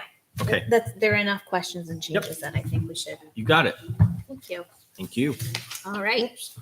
Next we have school nurse job description. Oh, School nurse job description. So we're bringing forward, this is oh, one second. I was looking at the, Sorry. where's it? That's in new business. Yeah. Sorry, I jumped ahead. So the school nurse job description, basically what we're doing in that opening paragraph, we're inserting the word staff in. So the school nurse shall oversee and provide for the individual health needs of students and staff. And if you look at policy JLC says that. JLC says that the nurses are responsible for the health of students and staff at school. So this is simply in alignment with the job description that to be consistent with the policy, here's what And the current job practice. does. So it's exactly. So it's just a clarification, and the red word is the ad, and the blue words are the policy link for you. I'll make a motion to approve the school nurse updated job description. Second. Okay. Any further questions or comments? Hearing none, all in favor say aye. Aye. Opposed? Abstain? 500. That's it. You want anything else? Good Fanfare? What? And then your next thing is the public invites and community Yes. outreach that you inserted. So That's right. So we have an invitation from Betty Vaughn to attend a meeting of the Litchfield Democratic Committee on at their next meeting on the 22nd, I believe, Monday the 22nd.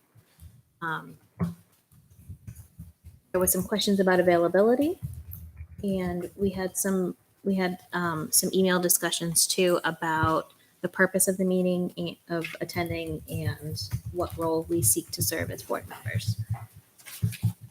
As representatives of the board, I should say. So Heidi and I both said we were available. You were originally available, Then and then CIP you got booked. said you Yeah, had another CIP conflict. got You booked, weren't yeah. available. Liz had other comments that that prompted my response. That I feel like, as a board, if we all have to commit to being open to going to any group or any event that we are invited to, schedules permitting. I don't think it would be a good idea for any of us to say, like, I don't want to go to this group or that group. I think we all have to, if we're going to do this, we've got to commit to being open to go to any group. What if we don't want to go to any of them? That's your choice. Which then That's my let's choice. discuss it at the board. And if we don't think it's a good idea and we don't want to go to anyway, maybe there are other means that we can get our messages through. I mean, I think it's that a has to be slippery wrapped slope. into the whole And I discussion. can choose which ones I want to go to. I'm not going to back down on that. I'm not. I think when you're going as a member of the community, it's Mhm. very different than going as a representative of the school board. And I Right. think that is the delineation that we have to make. When we go as a representative of the school board, because we were invited as a rep of the school board, I think that is when that's when that comes into play, that you have to, we're willing to go as a community outreach and give information. And I don't feel comfortable with that at all, personally. so you don't think any board member should be? No, I don't want to do it at all for any committee, anything. I just like being a free agent out in the community.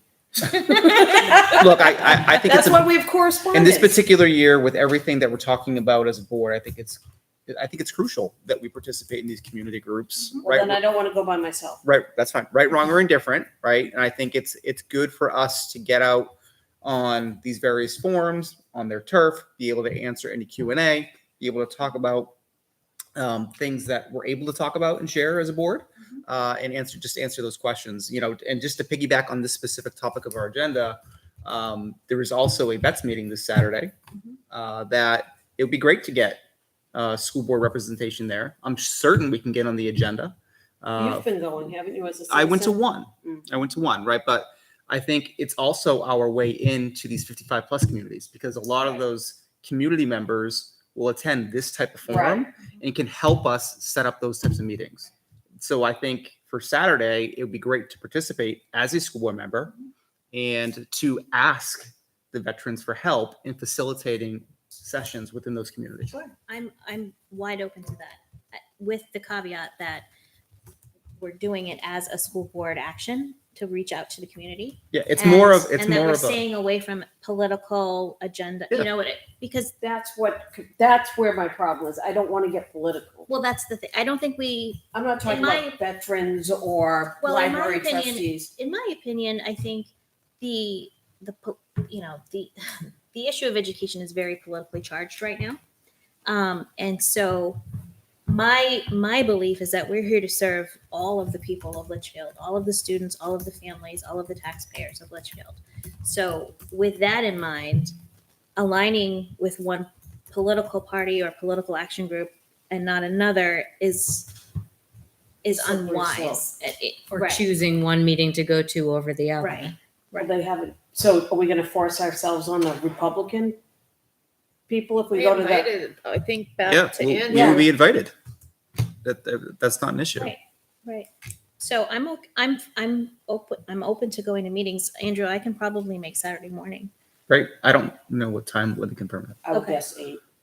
It's either 8 or 9. Well, so do we Yeah. want to stay away from the political groups? I mean, I guess that's my question. I mean, that because, was another option. I'm back to like, if all of us aren't willing to go to any group, schedules permitting, then I feel like it sets the wrong message. It sends the wrong message. Well, I'll stay away from political groups. I'll go to the library group. I'll go to senior citizens. I I'll think- go to the tambourine group. But I Again, want to stay away from political groups. in this I feel the particular same way, year, I think actually. it's critically important that we get out and just share the message of what the board is working on and just answer any questions that are out there. Then why do we have community forums in the school? They can come to those too. All But they these other don't. groups. Right? The reality is they don't. So how can we change that? How can we change the perception of the board within the community? This is a great way to do that. Political arena right now is extremely charged. So you table it, right? You have that right at these community forums. If it's a topic that's just, not permitted, then call it out and say, this is not a topic that I'm going to be talking about today. Then I want to go with you. Fine. I don't know. Well, the other concern I have is going to a political group where there might be potential candidates there too. Mhm. And that would, I don't think that sets the right tone either. What do you mean candidates? They've Candidates been running having for the office, candidates yeah. Forums, Yeah. with state reps and whatnot that have been, I feel like I've seen it for both groups. Yeah. I'm okay with going to meetings. I agree with Andrew about community outreach, and that right now I think it's important for us to have that communication. I think I think it's important for us to change up who goes to what meetings. I don't know that it should be the same person going to the same meetings. I don't want to consistently be at every, library meeting, but not go to any veteran meeting. I'd like to, and again, I know this is all as our schedules allow, but I personally think changing up who goes to what allows us to each hear individually what's being talked about. I'm perfectly fine to answer questions. I think we could the standard line is I'm not authorized to discuss that, or I don't have authority. I think we're setting ourselves up to be crucified in some of these meetings. We may be, and we may in a month come back and say, hey, remember that idea we had? Yeah. Well, we're all done with that idea, but is it worth, trying? I don't think it's going to be that way though. I think people are going to appreciate the outreach. Okay. Why don't we just try the non-political meetings first? Like which one? So non-democratic or Veterans? Republican. Are the only ones that we've been Let's try the invited veterans to. first. Look, the veterans one is easy. Yeah. Right? It's answering any questions that they may have, and then there's an ask and a presentation that says, hey, we want to have community outreach within these So 55 you've already plus. been to the veterans one, so it should be two other different people. Well, I think we You should know? wait until after the election Yeah. and things calm down a little, because some of these meet the candidates are very Yes, charged, because you're I've right. gone to a few. You're right.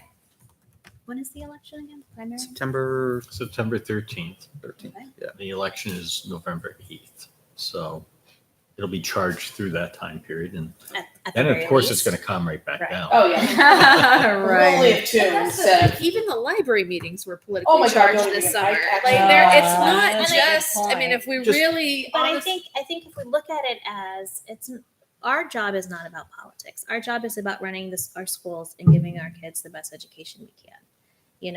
I think if we just keep the students in mind, and here's what's going on in the district, here's what's going on in the schools.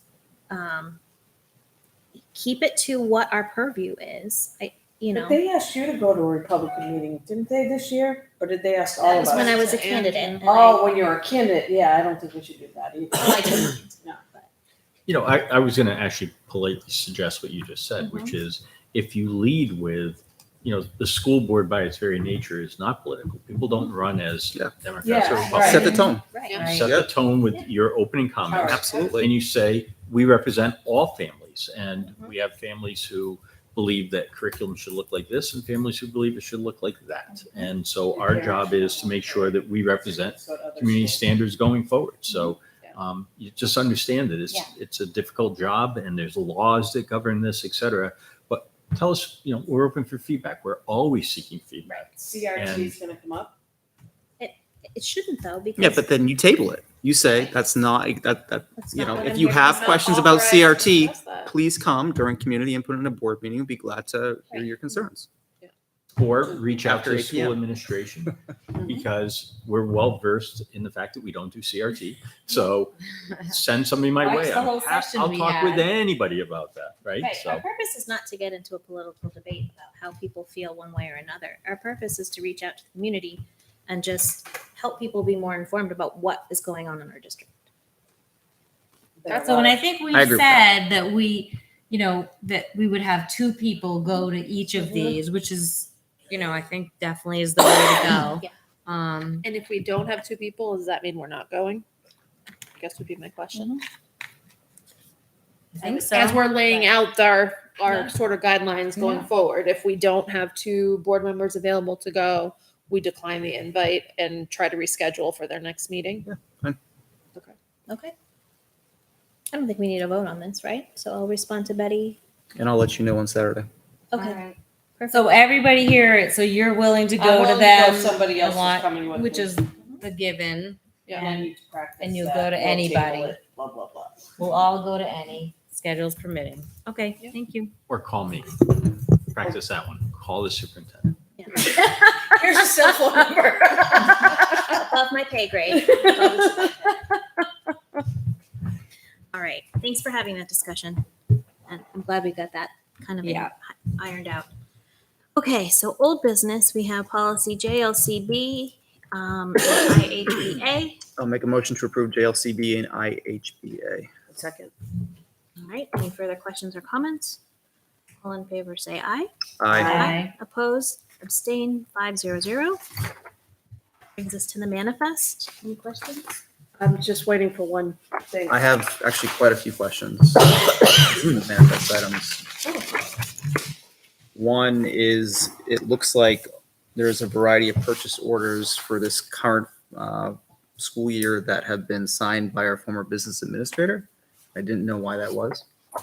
And secondly, there's several payments that have some reconciliation issues with what's attached, What are the dates on those? all in late July, August.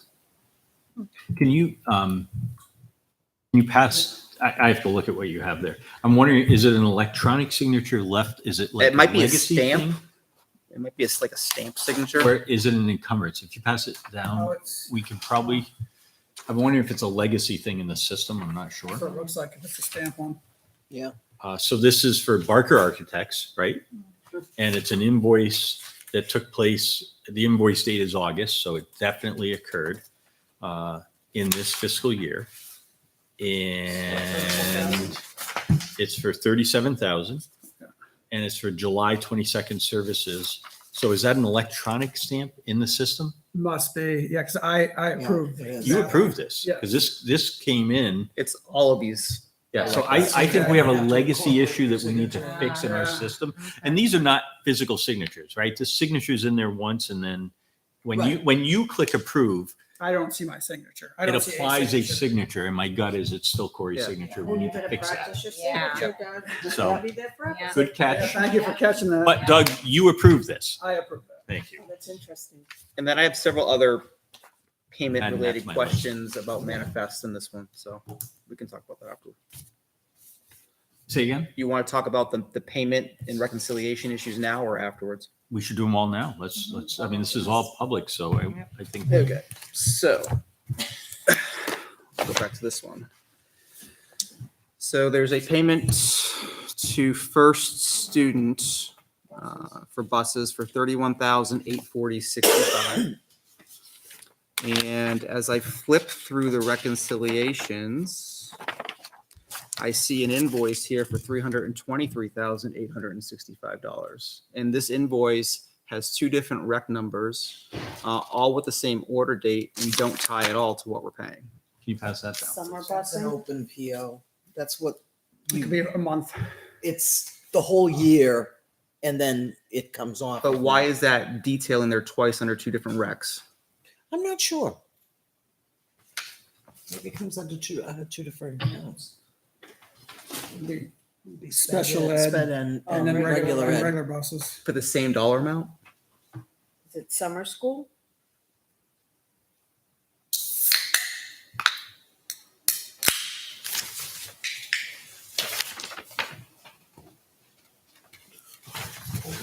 So the purchase order is, because it says of students throughout the summer and the 22-23 school year. So here's one big purchase order that locks up those funds for the year, right? And field trips, et cetera. Okay, so I'm catching that so far. I think there's a second, if I recall, there's a second one with the same dollar amount but a different rec number on it. 268, 268.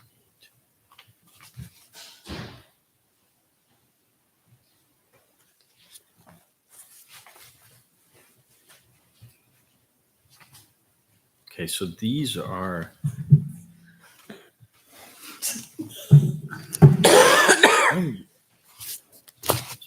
These are the same document twice. I'm not seeing a different rec. There's a box on the upper right-hand side that says rec number, and that Yep. number was different. I didn't understand why that was. R230268, R230268. I might not be comparing the right Okay.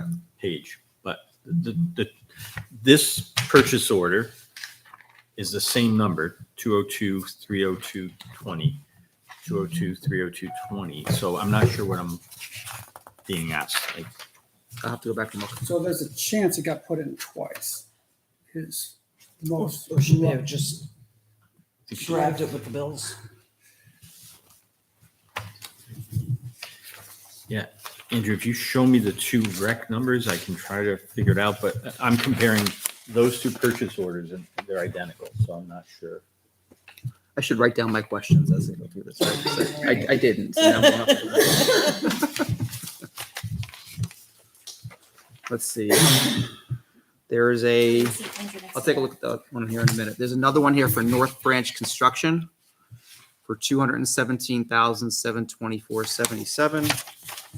However, the bill amount is $851,911. It looks like, going through the detail, that we're paying some, but the balance will be paid by Bank of America through, I assume, the trust account, but we don't see the payment from Bank of America coming out of here. Yeah, we don't have that yet. So that's depleting our ESSER 3. So that's the Okay. 200 and whatever thousand that is. That's ESSER 3. So we no longer have any money in ESSER 2 or ESSER 3 for construction. And then there'll be a wire transfer, which I put in today for Bank of America, our first transfer. I asked them to give us an idea, since the first one, when it would go through. I haven't heard back yet. Okay. So, yep. So moving forward now, North Branch will be through the wire transfer through the Bank of America. So this will be the only time it'll be split between revenue sources, because you had to deplete the balance of the ESSER fund, and then the rest of it goes there, but you won't see that again. This is the only invoice that's going to be marked that way, because now it's all POA. So when will we pay the balance of this invoice? So I sent the email today to the disbursement, Bank of America. So that's not something that we approve because it's already in that separate account. That's not something you'll approve. Yep. I see. So you'll see the bill, just like you did last time too. So the next school board meeting, I'll have that bill in there under my report. So you'll see that the makeup of that, I think what's 815. Yep. Yep. But yeah, you will no longer kind of approve it because it's through the Bank of America, which got approved from at the annual meeting. Yep. Next up is Penachuk, our favorite conversation. That was my reaction to it. Yeah, it looks like, I don't know why this is, but for several of the schools, we had a bill. This one school I'm looking at, it's LMS. We had a bill for $281, but yet we're paying. I think we're paying more than that.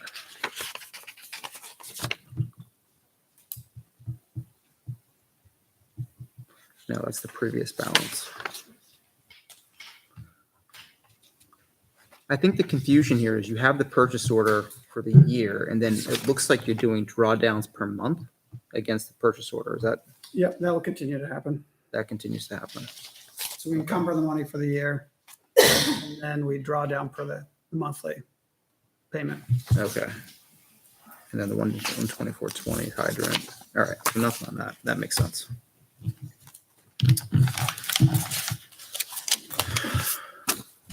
What was this one?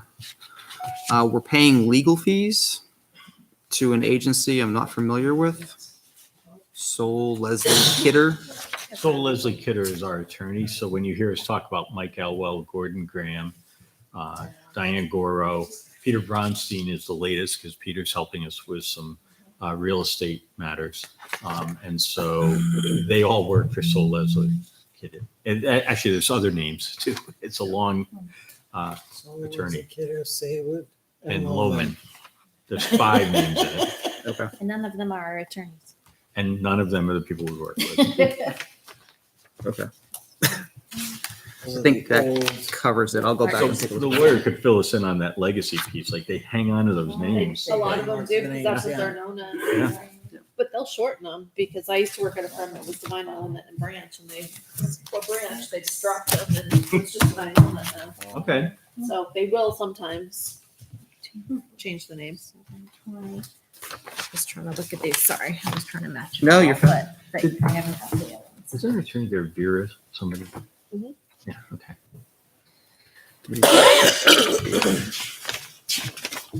Sent it to me from their beard. No beards. That was not the My ears aren't working, my throat's scratchy. 2726. First student. Anything else in the manifest, Andrew, that you? No, I think that's it for now. Thanks. All right, with that, we will go into non-public. Do we have another community thing or is that already? We already had it. We did that at 8 8 o'clock, o'clock. yeah. Yeah. Were you here for public input? I see what this. Oh, well, it was nice to have you. Thank you. Good night, Donna. Good night. So we'll go into non-public according to RSA 91-A:311, A through C. The dismissal, promotion, or compensation of any public employee, or the disciplining of such employee, or the investigation of any charges against him unless the employee affected, 1, has a right to a meeting, and 2, requests that the meeting be open, in which case the request shall be granted. B, the hiring of any person as a public employee. C, matters which, if discussed in public, would likely affect adversely the reputation of any person other than a member of the body or agency itself, unless such person requests an open meeting. So I guess if you're in favor of going into non-public, say yes. Yeah. Aye. Yes. Aye. Andrew and Liz, and I'm an aye or yes. That brings us to the end of this meeting. Our next meeting is September 7th. Correct. All right, after the start of school. So we'll have lots of updates and exciting news for then. So thank you.